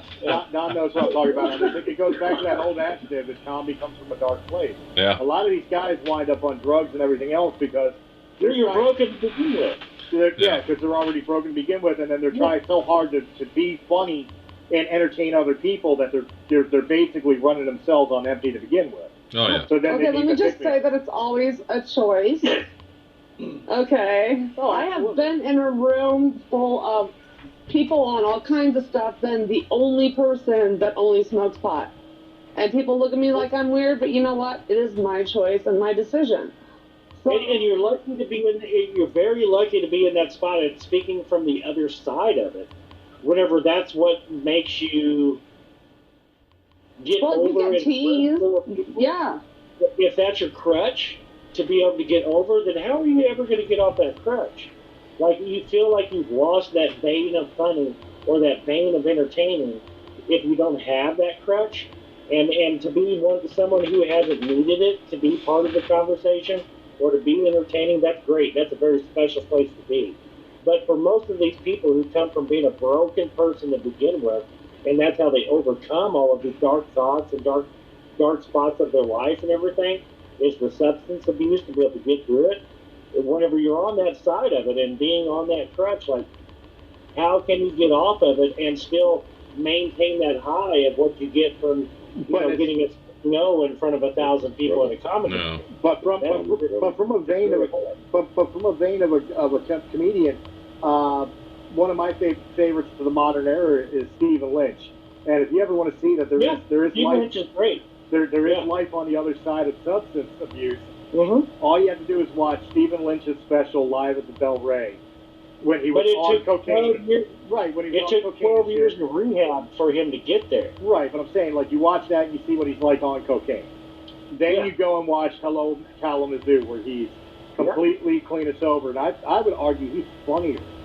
He is funnier because he's more well thought out. He has more depth in everything that he's talking about. But it took him 12 years to get there. That's like, most people cannot wait out that time span to be able to get back to being relevant. You know, right. he's literally 1 in a million, literally. Yeah, and maybe Stolle. Who else can you name? I'm just glad being involved in comedy, I haven't developed any dependencies, but I'm going to get another drink. I'll be right back. Jay from Jay and Silent Bob, Jay and Silent Bob Strike Back, didn't he do the reboot movie? Yeah, didn't he just do that reboot and is he sober now? He just got out of rehab from being on a 6-year bender, so we can't claim him. Well, we can because he also did Clerks 2 clean. He may have fallen off of the wagon and had to go back, but he was again. He had been in rehab. He had been in rehab after being on like a 2-year bender before Clerks 2.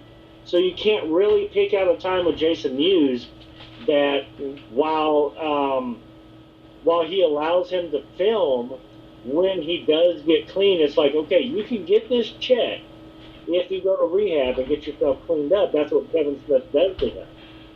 And then, but he's been on that bender for 2 years or 4 years or 6 years in between his movies. Well, think about it. We got to get you cleaned up, buddy. You got to think about it too. For Jason Mewes as an example, part of his problem, and I would blame half of this on Kevin Smith. Part of his problem is he's so typecasted, he can't do anything that isn't Jay. Look at Zack and Miri make a porno. You don't see the guy he's supposed to be. You see Jay. Or if you look at the other movie that they did with Paris Hilton, that wasn't even a Kevin Smith film, he was still Jay. He's typecast as that character, and you got to imagine that's got to be enough to fucking fuck with his own. Well, that's what happened to Sam Kinison. That's what happened to Dice at the beginning. It's taken 30 years for Dice to not be Dice anymore, and it also happened to Robin Williams leading up to his death.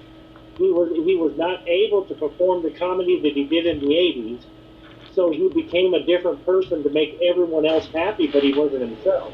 That's why he killed himself. Well, yeah, and, there's some other ones like I would argue that the change killed the comedian.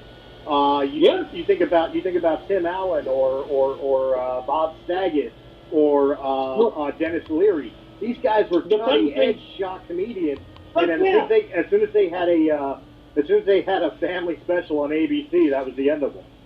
Well, and the funny thing about like Bob Saget is he got away from his contract so he could go back to doing blue comedy, and Dennis Leary never did. And so Bob Saget, he did get away from his contract. Dennis Leary never did, but he went on to do a couple specials being very blue because he was like, fuck it, if you don't want to sign me, don't sign me. And that's what got him Fahrenheit 911, or the 911 series where he was a firefighter. And then because he was like, fuck the industry. And so everybody, they went ahead and signed him on FX. So yeah, it's very complicated, but you're talking that we have now named five comedians out of, Don, how many comedians have you seen at your bar? One or two. Yeah, we're talking, thousands. We're talking 5 people who've been able to break their mold that made them famous, and then, get sober and become, and still do something that they were good at to begin with. I just think it's getting turned on for Halloween. What the industry does to so many people. and Serenity, you're fucking shit up. I just want you to know that. I love it. I love it when you gave it the O face. Yeah, that's why I was like, I'm getting turned on by a pumpkin. That's too much. Easy there, Mr. Softy. As far as an after-hours discussion, talking about these comedians who bridge the gap over generations, and then talking about the people who've had the longevity, they've been able to overcome their substance and still remain relevant, you can name 2 or 3 people, and that's it. And that's the unfortunate part, where it takes the substances or it takes the abuse of things to, for the star rises really fast, you either, fade out fast. What is it? Fade away, or whatever that fucking saying is. Burn out than fade away. That's right. There's 99.99% are in that category, and we're able to talk about the Creature of the Blue Lagoon, and 4 or 5 other people who have been able to hold on to that. Yeah, the Creature of the Black Lagoon was definitely a great stand-up comedian. Yeah, one of my favorites. Yeah. He was very funny. I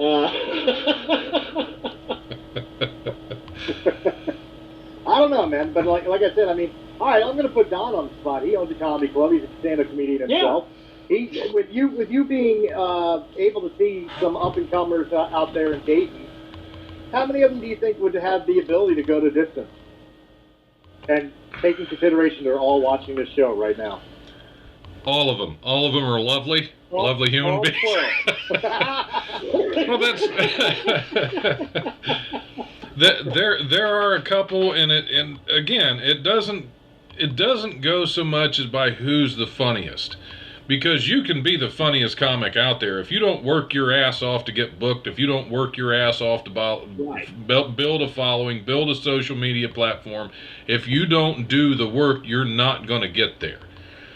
There are a couple in particular that I'm not going to mention names because, like you said, they're listening, but most of them I've had talks with about, and there are some that definitely would have the ability, that are funny enough and work hard enough that within 10 years I could see them definitely taking off. And then there are several more that if they don't burn out and quit within 10 years, they'll still be performing comedy in Dayton. And only in Dayton, and that's the unfortunate thing. Right, is the fact that it's a 10-year period that you have to put in, and either you fade out before that 10-year mark, or you keep going and remain consistent, continuing to put out the content. Yeah. There's so many people, because of what social media twist our judgment on shit. it makes people think that overnight success is really overnight. So many people don't realize that, you know, what you see is the back end of the last 10 years of sleeping in your car. Yeah. Or you and your wife eating ramen noodles for the past 2 months. So that way you could be able to, you know, ride and go to Dayton or go to Cincinnati or go to Indianapolis and perform at clubs to get $50. Right. If you're fucking lucky. If you're lucky. Or you might pay $20 to get your mic time. Yeah, so, that I wouldn't do. Those times are still around too. You're depending on the club that you go to. So yeah, I mean, I have never paid to do time. But in New York and Florida, but there are and some, LA, it happens all the time. You're not too far from the truth, especially when it comes to social media. I don't know how much it may be in the comedy world, but like in the music world, people like Justin Bieber have completely destroyed what it's like in the music industry because of the fact that right time, that's everybody else's opinion of, yeah. Right. Everybody thinks that you put out a music video on YouTube, you're a fucking superstar. Dude, I've got a music video on YouTube, and I'm still broadcasting from a basement. Okay, just because you made a song and put it on YouTube, you are not a musician. You don't know the struggles of going out booking gigs, playing shit gigs for fucking shit money, if you're lucky enough to get paid at all. Yep. Just to try to make enough money to cut a fucking demo to hand out at fucking other people's shows. You know, there's a lot of work that goes into it that these people just do not understand. Not to mention the late night cramp sessions of writing songs. Right? And traversing the bridge, you know, whatever, however you want to say it. Like for us as podcasters, like originally my show was made with myself and a co-host. And my co-host is no longer part of the show because of the original, the thought of immediate payoff. Because we had a couple episodes or a couple of posts where all of a sudden we grabbed 10,000 a year, or we had a month where we had 20,000 views or whatever because of a couple cool shows with cool guests. It was like, okay, it's time to divvy up money. I was like, dude, there's no fucking money. What are you talking about? Everything that we've done so far has been out of my pocket. What are you talking about? You want more of my money? Like, you want me to just mail you a check, bro? Like, and this is someone that I was friends with for 20 years. And I warned him at the very beginning that this takes, for us to even imagine having a sponsor, or imagine having advertisers, or imagine having a serious followership, it takes a year at minimum of serious content all the fucking time. And if you're lucky, it might still take 5 years before you see your first penny. Yeah. And he was like, oh, we had an episode where we had 10,000 views. Where's the money? I was like, bro, there's no goddamn money. We don't get, it doesn't work that way. Yeah. And we had like the hugest falling out, man. And I was like, bro, I told you to begin with. Speaking of, this podcast is brought to you by the Nurses Guild. And it's like, you know, whenever we did get our first advertiser, he was like immediately, where's the money? Right. And whenever we got our first sponsor, which is a small scale sponsor, but within your first year, getting an advertiser or a sponsor is actually a big deal on podcasting. Oh, absolutely. People don't get that. And so, you know, it was like immediately, where's the money? I'm like, dude, I'm buying this mics. I'm buying this mixing boards. I'm buying this, you know, I'm buying the shit we need to improve our audio, so that way whenever it comes time to actually, when you have those numbers backing you up, you can show it to a advertiser or a sponsor that you have the actual production quality, the actual audio quality. This shit takes time building up. And it was the immediate gratification of it. And I was like, bro, that's not how it works. And I lost a friend of 20 years. Isn't it funny how people do that? Isn't it funny how people do that? Again, for 40 years, we've all talked about it with Joyner. Right. For the falling outs that he's had. And it's like so fucked up, man. For 40 years, Realm of Miss Entertainment had struggled and fought to even be a podcast. And during that time, I've had so many people that wanted the instant gratification or thought that we would instantly become like success superstars. And they would blame me. They would blame me.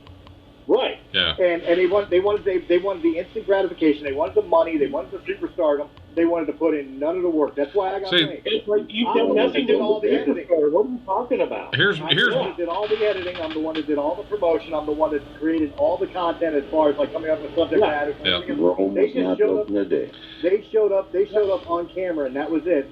And when they didn't get their stardom that they were hoping Realm of the Myth would provide for them, that day, it was my fault. Yeah, absolutely. And whenever the last blow up happened with the crew that you had, me and you had that exact conversation. I was like, these people are showing up like they're the talent.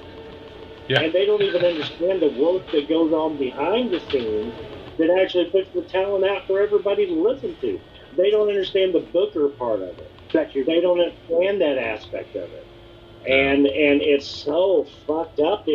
And I don't know what that skew is that is happening. And we're talking about 40-year-old men or women. And it's like, oh, where's my fucking instant fucking Dairy Queen milkshake, fucking because I fucking talked. Yeah. Dude, you talk every fucking day, and nobody has ever listened to you. Why do you think you're going to get paid all of a sudden now? Right. We had, one fucking cool show that got 10,000 hits. That's cool. That's something to build off of. That's how you get there. Yeah, it's all on how you go into it. Because I went into the live radio show. Yeah. I went into the live radio show with no expectations. I'm doing it for fun. I'm doing it because it's something I love to do. I'm doing it because I can get out of work having a really shitty day, spend an hour talking to somebody I've never met, have an absolute blast. Yeah. And I love doing that. If I never make a dime doing it, I'll still be doing it. Because that's what I love to do. It's the same thing with the films I'm in. I don't get big money to produce these films. They're independent films. We're lucky if we get paid. And most of the time I do, but it's not much. It's like, a few hundred here and there.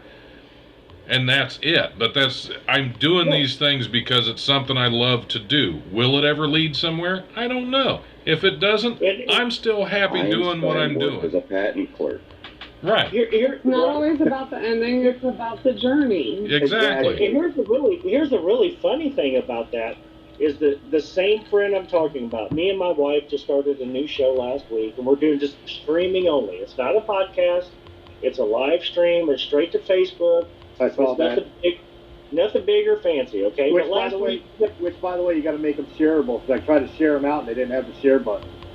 I figured out the way to fix that on the last one. I'll make sure you get it for that. Fine. But our first two episodes, all of a sudden, it was reached by like 2,800 people, and we had like 1,000 views between the two episodes. But live streaming is way different than podcast listens, right? But as soon as he saw that, because he's still an admin in the groups, he saw that we all of a sudden reached 3,000 people, and we were seen by 1,000 people on these two episodes. All of a sudden, out of the blue, after 2 months of us not talking after this last blow up, where's my money? He was like, can you remove me as an admin of the group? I think it's really odd that I would be the admin of a group of a show that I'm not part of. I was like, bro, I'm leaving you the spot open. You're always a part of it. We created it together. Yeah. And he's like, because he saw these views go out, immediately I get a response like, take me off the show. And I'm like, why do you want to do that? All of a sudden, like, we're getting numbers that are trackable.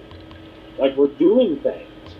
And you're wanting to, like, jump out of it because, I just don't understand that part of it. And people's lack of reality with that stuff. And I don't want to. It's a personal thing. It really is. At the end of the day, like, as a dude, it's like, I don't want to talk bad on your friend. We've been friends for 20 years, man. I don't want to talk bad on your friend, and I don't want this to be taken as I'm talking bad on your friend. He's not going to see it. He's removed himself from it.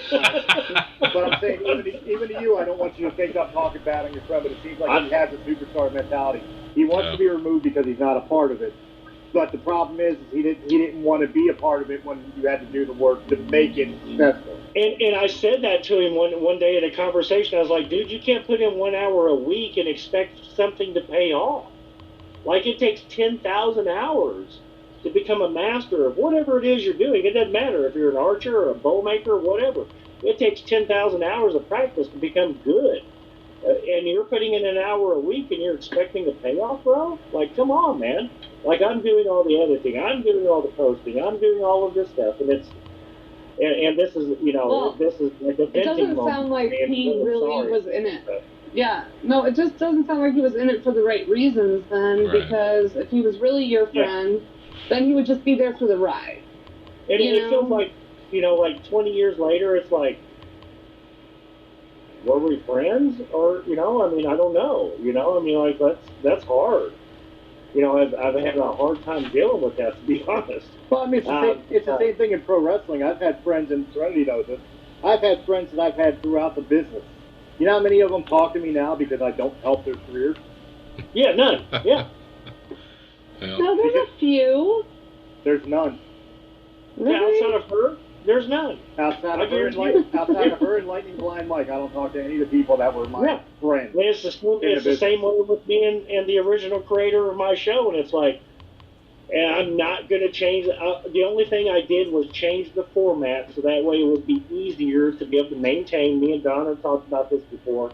Instead of having to review a whole show and everything before we come back and do these two-parter shows, it was just, man, it was just like almost heartbreaking, dude. It really was to be hit with something like that. Whenever it was like, dude, this is going to be a cool ride.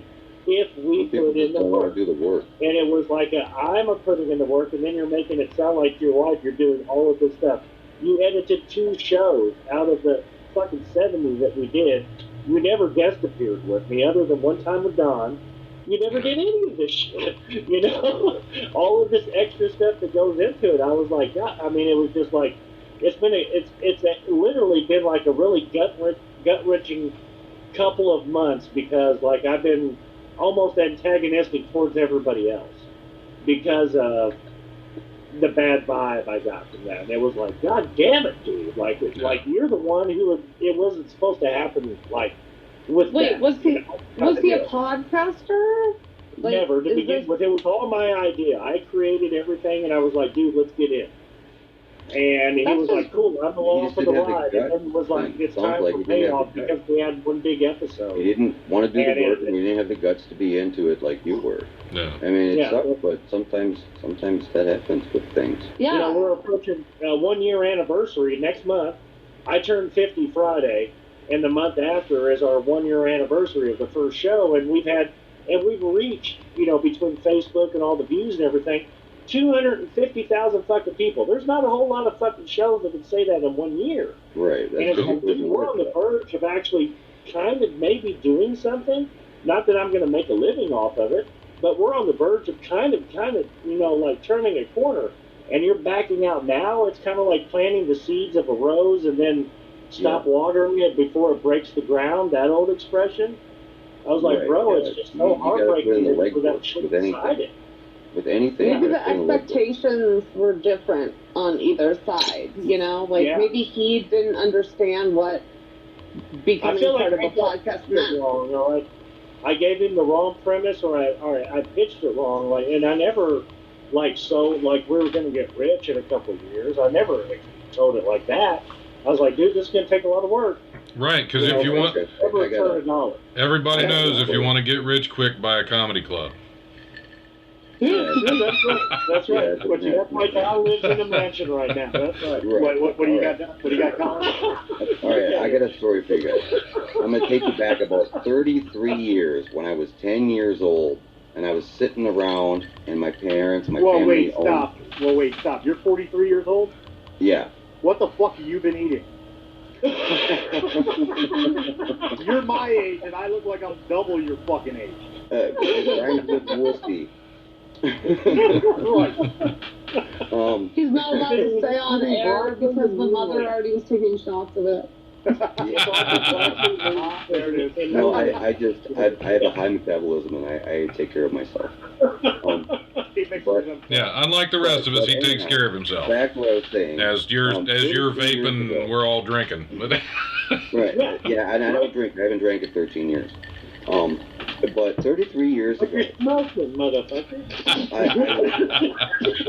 I was a young man. I was 10 years old, and there I was in the midst of a strip joint, exotic dancer establishment, and we called them entertainers. Right, adult entertainers, who were all my friends. I was a child, but they were friends of mine.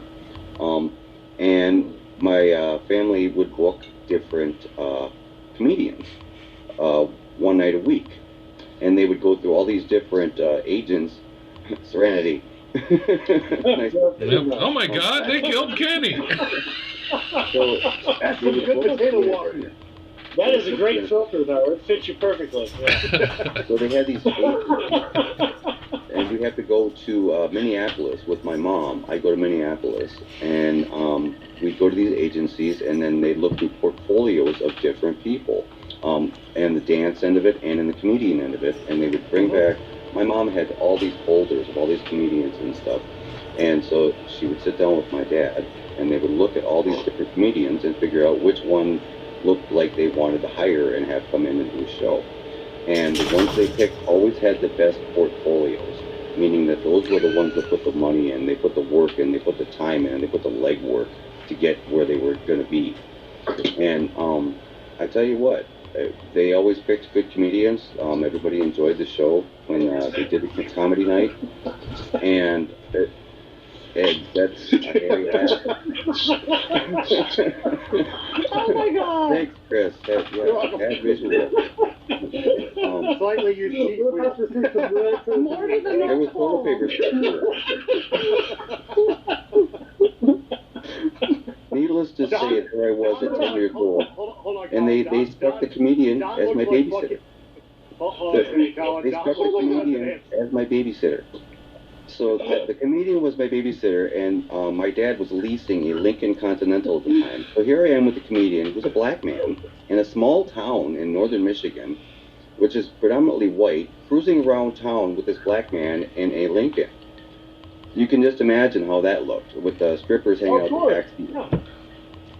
Anyway, yeah.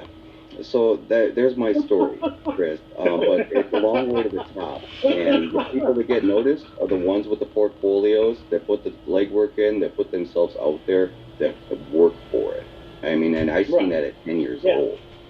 So, I mean, you just got to recognize that some people are into what they're doing, and they want to work for it. They want to do the legwork, and they want to do the hands-on and get their hands dirty and bust it. And some people just don't have it in them to do that. Yeah. That's exactly it. Like, I may not be a fan of somebody like John Cena, and I'm especially not a fan of the urban culture. But one mentality that they both always kind of put at the forefront is hustle. Hustle. If you want something, you hustle to get it. Be on that grind, man. That's just the way it is, you know. And looking at it from, you know, because the past couple months from that whole experience with my original co-host and everything, it's been like where I've been kind of antagonistic towards other people. It's like, you know, fuck, we're either going to do this or we're going to do that, or, you know, either you're part of it because of that whole fallout. And it created like a not very cool vibe between me and a couple other people. And, you know, so I've softened that a little bit, but just that whole couple months of looking at it and thinking, you know, like this is like someone that, you know, as a 50-year-old man, I call a BFF, you know, like I'm fucking 13.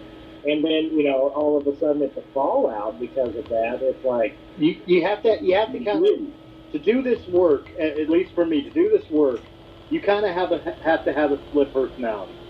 Like with being a person who runs a network for 4 years, has been doing shows all that time.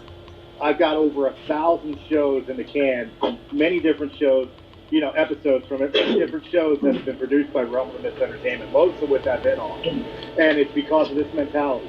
When I'm on camera, when I'm sitting down with a panel or a group, I'm having fun. This is the hobby. This is the fun. Right. Yeah. When the camera shuts off and I'm in front of my computer, I'm the owner of Realm of the Mist Entertainment. Yeah. It's a completely different person. Yeah. I'm no longer your friend. I'm the guy trying to get the fucking product out. Yep. And I'm the person who kind of carries that over all the time, except for, you know, like the 30 or 45 minutes where I get to be on screen, even, you know, behind the scenes talking to other people. Like I'm the first person who's going to come at you like really aggressive because of this fallout that happened because of basically the week of 4th of July. I'm talking from a very personal experience of being clean off of opioids. And then all of a sudden my friend comes into town and is like, hey, it's time to party. And I'm like, okay, I'll make a couple phone calls. It's time to party. And then all of a sudden they think I'm fucking them over. And then at the same time, the whole fallout of the show happens. It's like, bro, why couldn't we have ever been better than that, man? Like, for real. Like, it lost a lot of friendships because of that. And it was like, I thought we were just going to party for the week, and it was like me and my wife put in a lot of work to get, just fucking, drink and fucking smoke to get off of everything else. And then you come in town for a week, and it's time to blow all that up, and I'm like, cool, time for the party, whatever, I get it. And then move on and then blow everything up, like I'm some sort of piece of shit. So I've been like really fucking shitty with a lot of people when I shouldn't have been, but it is what it is. It's hard, and it's really weird that I'll say this, because again, I've been in the music industry, which Serenity will attest to. I've been in the wrestling industry, which Serenity and Chris will attest to. There's some shady backstabbing motherfuckers in it. But yeah. in my experience, the podcasting world is dark. There is some shitty motherfuckers that will shit all over you to get their fucking extra listeners. Absolutely. The one extra hard to find friends. If they're being fake, or if they're putting on a show, or if they're, whatever. Like, there's been a whole bunch of people I've second guessed just because of this whole past 2 or 3 months. Yeah. Like, there's been a few people where I like, that dude's full of fucking shit just because of this. Mm-hmm. And, like, that's not fair. That's not cool, But, I don't know that person from Adam.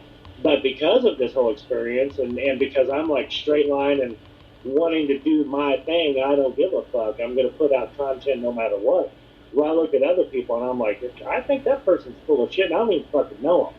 But it's first impression because of it's kind of like a back catalog of things, It's not cool, but, it is what it is. That's why I try to surround myself on my shows with people I can trust, which is why it's so devastating when I find out the people I surrounded myself around before were not that. Yeah. Yeah. Yeah, for sure. So... Okay, that didn't mean to get dark. We were talking about comedians, but we got there quick. Hey, we are. when you talk about comedians, there's potential to get dark. That's it. Broken people are broken things. Yeah, for sure. But I think at this point, before we go into Colin's segment here, I just want to take a moment real quick and remind everybody from Realm of the Mist Entertainment that most of the people that you see or hearing on this episode are putting together episodes for the newly releasing Realm of the Mist Daily Show. Now, I have given you guys a teaser episode released, which was me and Chris Rudder. We talked about the presidential debates, and we talked about... I haven't shared that because I thought we were storing it. I released that one to just get kind of the feeling together. I still want to bank like 15 episodes.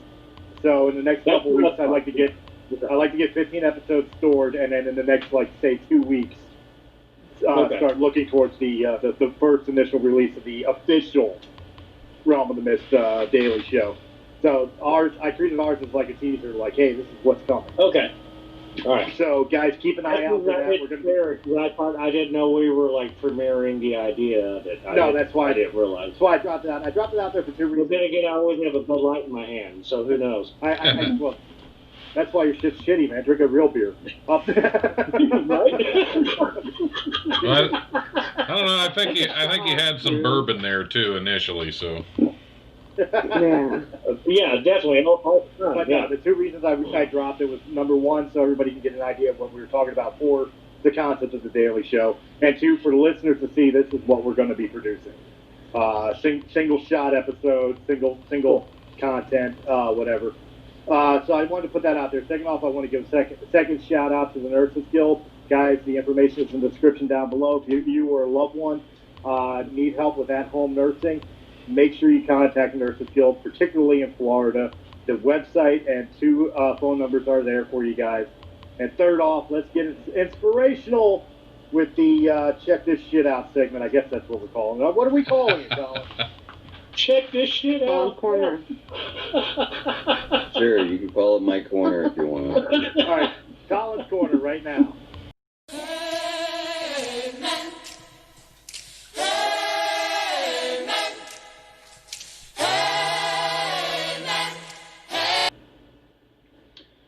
Hey, Chris. Thanks. Well, I guess we're going to talk about some positive stuff today. This week I was looking around to see what kind of positive things are going on during all of this pandemic time that we're in, and I found that USA Today has this long list of 100 positive things that happened in 2020 so far. And there's things They actually were able to find 100 things positive about 2020. That's a lot of research to find I was a bit surprised myself. That's some deep research right there. Yeah.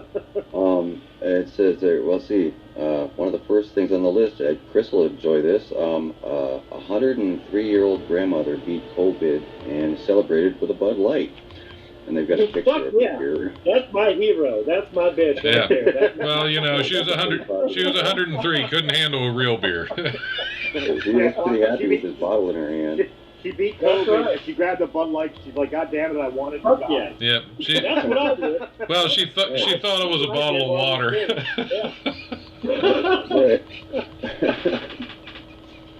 Well, let's see, what's her name? Shelley Gunn in Massachusetts, actually. Old Granny Guns. Her close grandmother. Granny badass. Yeah. Wait a minute, whoa. She's from Massachusetts. She's from Massachusetts. She's from fucking Sam Adams country, and she's drinking a Bud Light. Fuck that. Pull the plug. Yeah, 103 years old, and she lasted the coronavirus and had a beer afterwards. That's what's up. That's my mother. Her choice of beer is concerning. Well, I mean... Yeah, I did this. She might have dementia. Drinking so many calories. Yeah, 103, you'd think she'd know better. It's Massachusetts, man.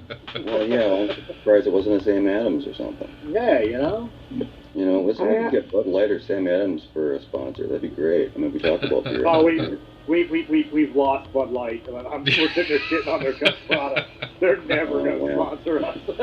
Hey, well, this old lady sponsored them. So other than that, let's see. Drive-in movie theaters made a comeback this year. Yes. Drive-in concerts are a thing now, which is great. Thank you, Bert Kreischer. Yeah, great news for those missing live music or those who don't like crowds anyway. Hey, positive note for everybody. Yesterday, Bon Jovi released his album 2020. Thought you said a positive note. Some people like Bon Jovi. Is it good? You know what is cool about Bon Jovi right now, actually, regardless of that music? Well put. Motherfucker, every single one of you fucking turn up the radio when fucking Dead or Alive. Dead or Alive? Yeah. Wrong. Not every single one of us.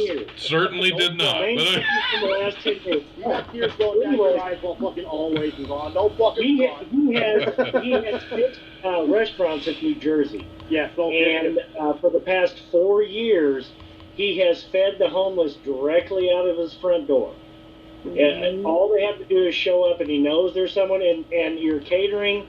I get some people are going to have a certain take on this, but at the same time, he has forsaken profit to be able to help people in the community that he grew up in. He's a New Jersey boy, and he has these 6 restaurants strung from, I believe it's Atlantic City all the way up to the northern part of New Jersey itself. Yeah, it's called Soul Kitchen. Donation? Well, it doesn't just run on donations. Soul Kitchen is purposely set up for people to get a good meal regardless of their money. If you can't afford the meal, there's no prices on the menu. There's no donation. You pay what you think it's worth, or you can donate your time to pay it off the meal. You can donate your time by doing an hour of washing dishes or helping the wait staff. Or you don't even have to do that. They'll just still feed you if you're a member of the community and you're in need. And the fact that he's taken some of his wealth and been able to do that, because I mean, let's face it, he's got a lot of fucking money, regardless of the restaurant. So I mean, the fact that he can turn around and do that is awesome. Yeah, at least he's one celebrity who's willing to do something for that is definitely pretty cool. Well, he's got money. I mean, he bought into the Philadelphia Soul arena football team, and they won championship after championship. That scored him money off those bad. His music career, his movie career, which was short-lived, but he still made money off of the movies he did. That man ain't hurting for money. He's been a producer now for 12 years. He's produced on a lot of big shows. He was a producer on The Closer. He was a producer on The Closer was one of them. He was also a producer on 2 Netflix shows. And he was also a producer on The 100. And if you're talking about anything that's from like 18 to 25-year-olds, that's like one of the top shows ever for that current generation right now. And he's a producer on that, and he's just putting that money back out there. And I think, like I said, regardless of what you think about his music, what he's doing with that is really fucking cool. I agree with that, absolutely. You've done some I good think things that's for New Jersey.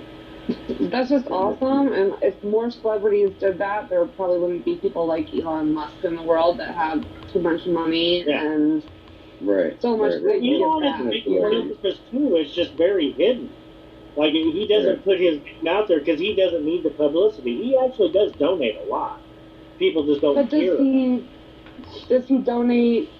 I mean, for him, money is really not an issue. So why doesn't he give $10,000 a month to his state for the homeless meals? Or to me. Because he's too busy putting people. Buying a restaurant. Because he's too busy trying to put people back out in space. He wants to go to Mars. And plus his state is California. So if he gives away $10,000, only $1 goes to the homeless. That's the way California works. So I mean, he's a much smarter way. Yeah, but he is a very big philanthropist. I'm a big fan of Elon because he does a lot. He really does. A lot more than people give him credit for. A hell of a lot more than Bill Gates. You want to point fingers at somebody. Yeah. Well, no, I just don't understand the child naming thing. So nobody understands the child naming thing. That's for kids. Elon, you have all the money in the world, and you're... People are just weird. The more famous they are, the weirder they get. I mean, look at Michael Jackson. But it's like, I don't trust you. Does it mean that my child has to be named R2D2? Like, seriously, is he telling me that because my daughter has a real name, that I'm actually not in with the times and she should be changed? Absolutely. What's your kid's name? Oh, Blanket. Berlin. Blanket. Blanket. No, I'm not cool enough for that yet. Come on. Who is old enough now to actually... one of them is actually like a total smoke show now. She's of age, so it is. Blanket is super cute now. You do wonder that if these people have lost so much touch with reality that they don't realize that once their kid goes to school, they're going to get beat up. I mean, look at Kanye West's kid, for example. Like, who ain't going to fucking make fun of Northwest? Well, you've got Kanye and the Kardashians. Between the two of them, 99 out of 100 people are going to hate on them. So they're going to take all kinds of abuse. Yeah. So are they homeschooled and they become completely socially fucking awkward and then become even weirder than their parents? Yeah, but the hardest thing to defend about like Kanye and the Kardashians is the fact that bullying is pretty much deserved. those parents brought it on because their parents were morons. Well, that's like naming your kid, Dweezil or Moon Unit. We have now become so politically incorrect, I cannot tolerate it. Oh, it's all good. That's what happens. I don't care. Did that blanket out the window? And I can tolerate a lot. Breaking the Fourth Wall Weekly is having a drunken party the day of the last fucking Kardashian episode. I promise you we are fucking celebrating that shit. That's what's up.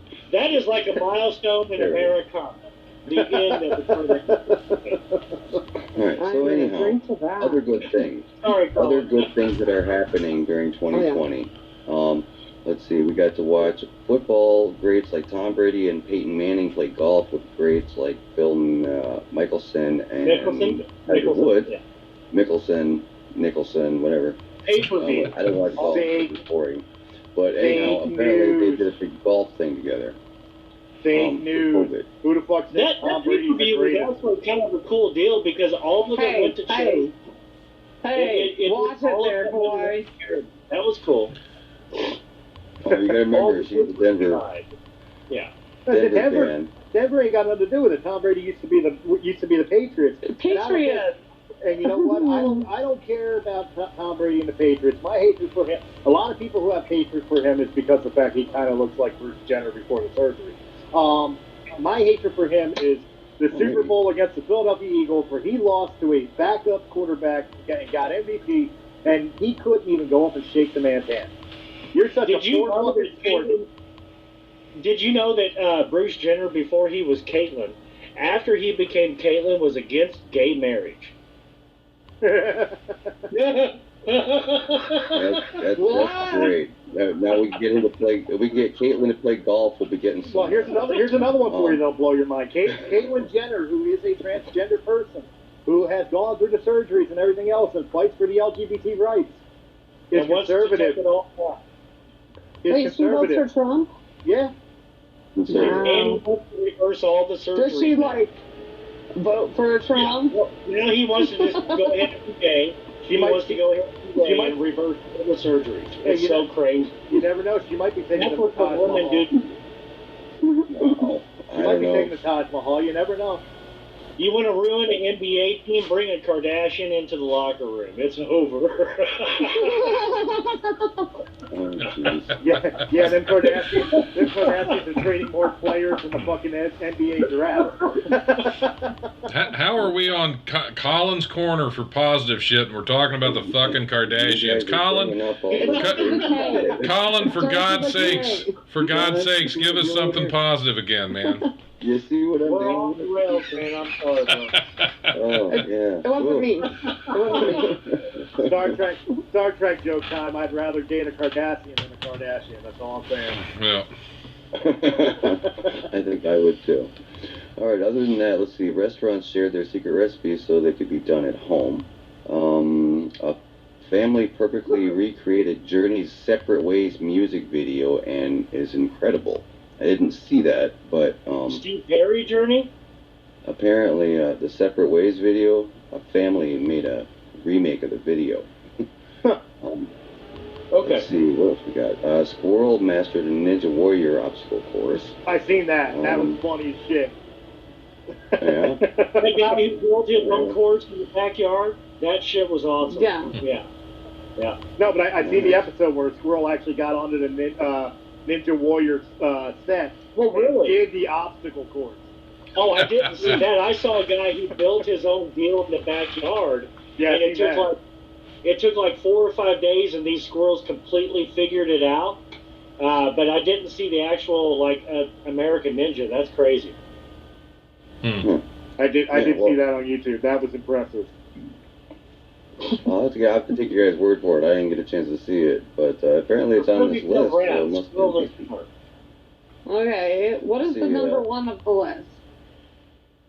They're not actually even numbered. It's kind of a weird The list. number one of the list for 2020 is they canceled the Kardashians. They're not even numbered. They're not numbered, but That's how bad 2020 was. It's like we're not even numbering them. Just put them out. Yeah. You rank them yourself. Tiger King. There's 100 things that happened that weren't bad. That's what it is. Well, wait a minute. Somebody fucking nominated Tiger King as a positive. Tiger King is on this list. Yeah. Tiger King is the video. Dude, yeah. Tiger King is the fucking video equivalent of COVID-19. It has to watch this thing to know how horrible it is. Lady Gaga gave us a new album. Yeah. Hold up. Lady Gaga releases a new album? Lady Gaga gave us a new album. That is the audio equivalent of dying of COVID-19. Right.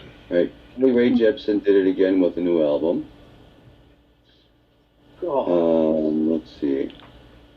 I have an idea for Colin's Corner, real quick, while we're all still on here. Let's all say one thing positive that happened in 2020 for each of us. How about that? That works.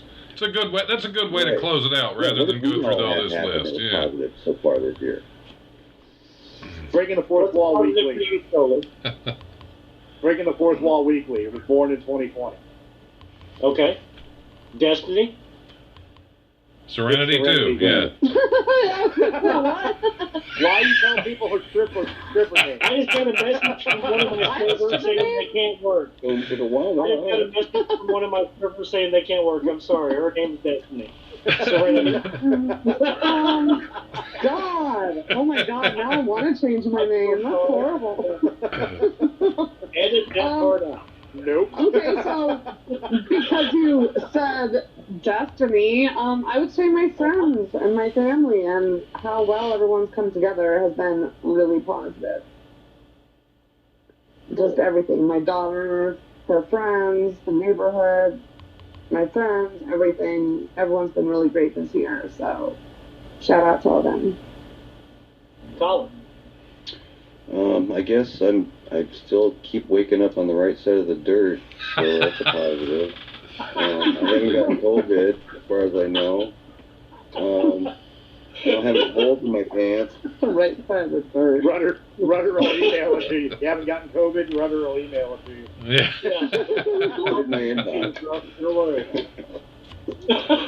Have you watched the South Park pandemic episode? Not yet. Oh God, That is hilarious. that'll be the highlight of my year. Yes. That He is has probably one of the best ones in 10 years. Yeah, It the really cure. is. Yeah. The Yeah. cure. Is it better than the World of Warcraft episode? Because to me, bar none, that is the greatest South Park episode. Fucking love that. On par with the World of Warcraft and the Human Centipede. It's almost there. Nice. It's It's pretty really freaking good. awesome. Yeah. Yeah. Don Smith. I'm gonna need another 20 minutes to think. the life radio show keeps growing. I'm back on movie sets again. I've been able to shuttle a lot of my club responsibilities over to my business partner to allow me some breathing room.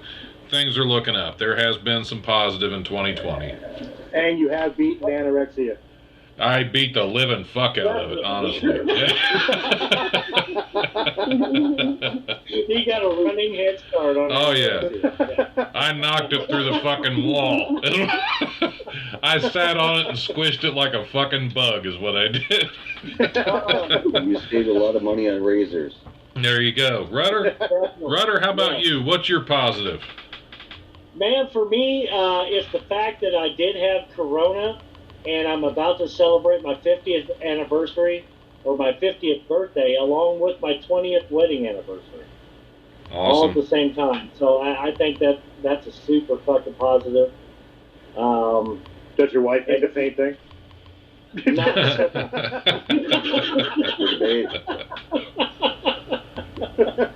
No, but Tell her to talk to my inbox. Let me know. Right? Yeah. You know, I think really the crazy thing. Hi, sweetheart. I think the crazy thing, getting through Corona and everything, and then being able to talk about it, whenever so many people don't know someone who has had it, being that one guy who's been able to talk about it, and then coming on my 50th birthday, which I never thought I would say 20 years ago. There's no way in the world anybody would have ever thought I would have got to this point. And then me and my wife having our 20th anniversary, I think, is probably, and then us starting a show together, which seems to be getting a lot of cool response, actually. People are sitting in on it, which I guess it's because we're just so silly together, and we are able to vibe, so I think that's cool. That is a Awesome. weird comment you say, because, I mean, again, I'm sure you guys can relate to this. Serenity to tell you, I was convinced I would not see 28. Right? I was truly convinced I would not see 28, and here I am, 43 years old. Yeah. So. Yeah. And 50 is a really weird mark, to be able to hit, but being able to hit it after having Corona this year is it seems like something kind of cool to actually celebrate. I probably will go and blow out Friday night on my birthday and You deserve it. And your wife says too. She's a sweetheart. Oh, she's going to be there with me. Would be super aggravated with every shot I take, but it is what it is. Well, hey, Just celebrate her too. from all of us here, because we probably won't see you beforehand. From all of us here, happy half a century. Yep. Happy birthday in Yeah, advance. happy early birthday, anniversary, everything. And Yeah. We congratulations. got married the day after my birthday, so I would never forget the anniversary date. I like the way she thinks. I'm just waiting to see. Hard in allowing that, for sure. I'm just That's waiting till funny. next My Sunday. dad's birthday is August 12th, and my parents' anniversary is August 13th. My mom planned that. Okay, they were Pretty smart good. too. I'm just looking forward to next Sunday when we record the next Breaking the Fourth Wall Weekly, and Chris is still hungover. Yeah. See, my birthday is on August 14th. I'll just still be drunk. So yeah. See, my birthday is on August 14th. My grandmother's birthday was on August 13th. Mine's on the 14th. After she died, nobody fucking remembers mine. Nobody in the family. Stay tuned for Brothers Drunken episodes. Yeah. Well, it's not a new episode. It's just another one. Yeah. Well, since we now know Don's birthday and Chris's birthday, why don't we tell everybody else it's their birthday so we all know each other's birthday? I'll forget. And my birthday is June 8th. June 8th. We didn't say year. I know. I still think that I'm a little bit uncomfortable with that, but Yeah. It's a day of the month in June. There you go. Okay. January 29th. He's a Gemini. I'm Aquarius. Yeah. Which probably explains a whole hell of a lot, or nothing, depending on if you believe in astrology. Who's a Gemini? Who said they're a Gemini? Me and Serenity are both Geminis. So which of your 15 personalities have we met so far? Because my daughter is a Gemini. Stay tuned for our multi-personality episode. Yeah. My oldest son is a Gemini. We could put up 23 panels, one for each episode, the day of your birthday. Yeah. We're doing it.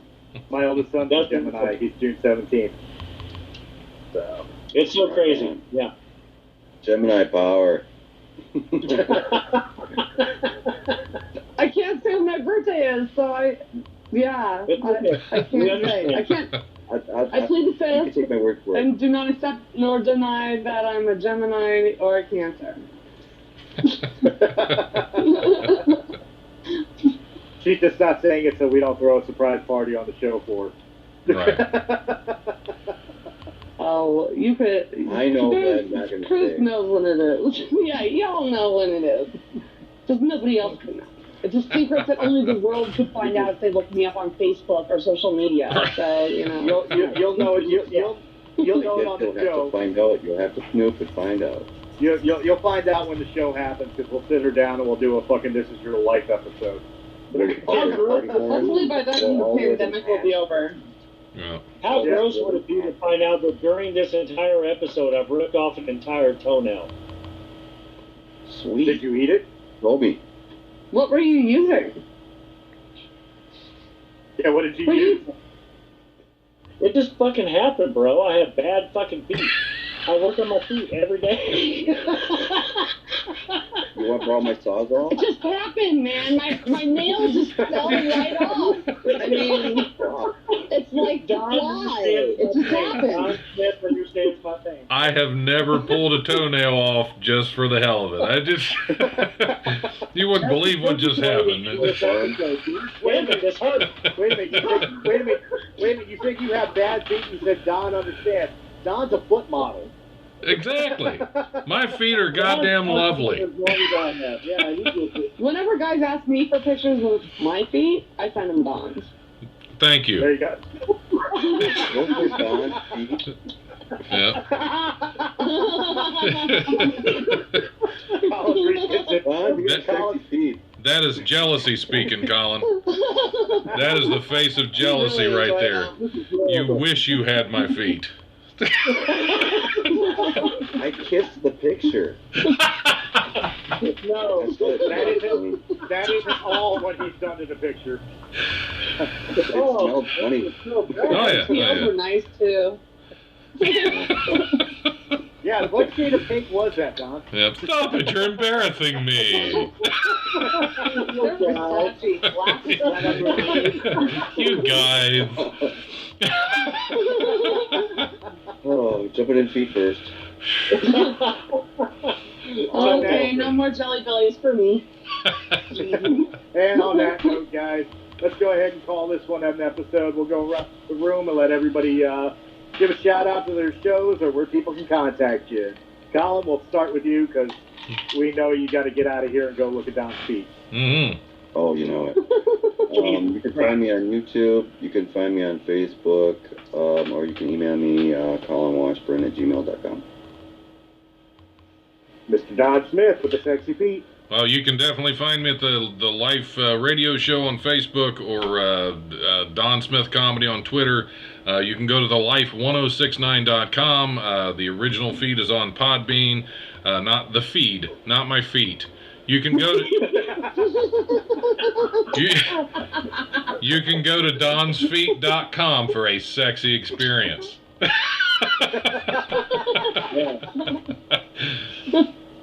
Runner. Yeah, so what's your effing binge? Just look it up on every social media platform, everywhere you can look at it. You can email me at what'syoureffing@gmail.com. Twitter, Instagram, all of the above. What's your effing binge? Serenity. Vinyl Prophet, VINYLPROPHET. Facebook, Gmail, everywhere else you want to find me, stalk me, contact these guys. And of course, you can find me on all the Realm of the Mist programs found on YouTube. Like, share, comment, subscribe. Check out all the podcasts of Realm of the Mist Entertainment. If you're from an audio-only format, we got you covered. Just look up Realm of the Mist Entertainment on Anchor.fm, Apple, iTunes, Spotify, Pandora, iHeartRadio, or wherever quality podcasts can be heard. We can be found on all the social media. Just look up Realm of the Mist Entertainment. And guys, do not forget our special sponsor, the Nurses Guild. Description down below. Let them know we sent you. In fact, if you use promo code ROTM, you will get a signed 8x10 glossy of Don Smith's feet. Yes.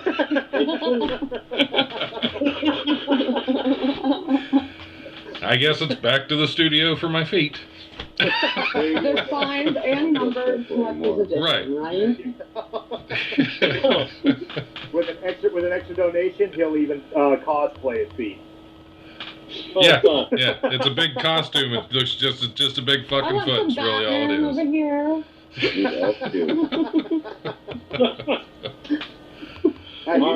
You think I'm joking? You haven't lived until he reenacts the fucking bar scene in Star Wars Episode 4 with all 10 toes. I'm just letting you know. You got it. Guys, thank Who you. should first, Han or Guido? Again, guys, thank you very much for hanging out with us. I hope you had a great week, and we will catch you on the next Breaking the Fourth Wall Weekly. Have a good night, guys.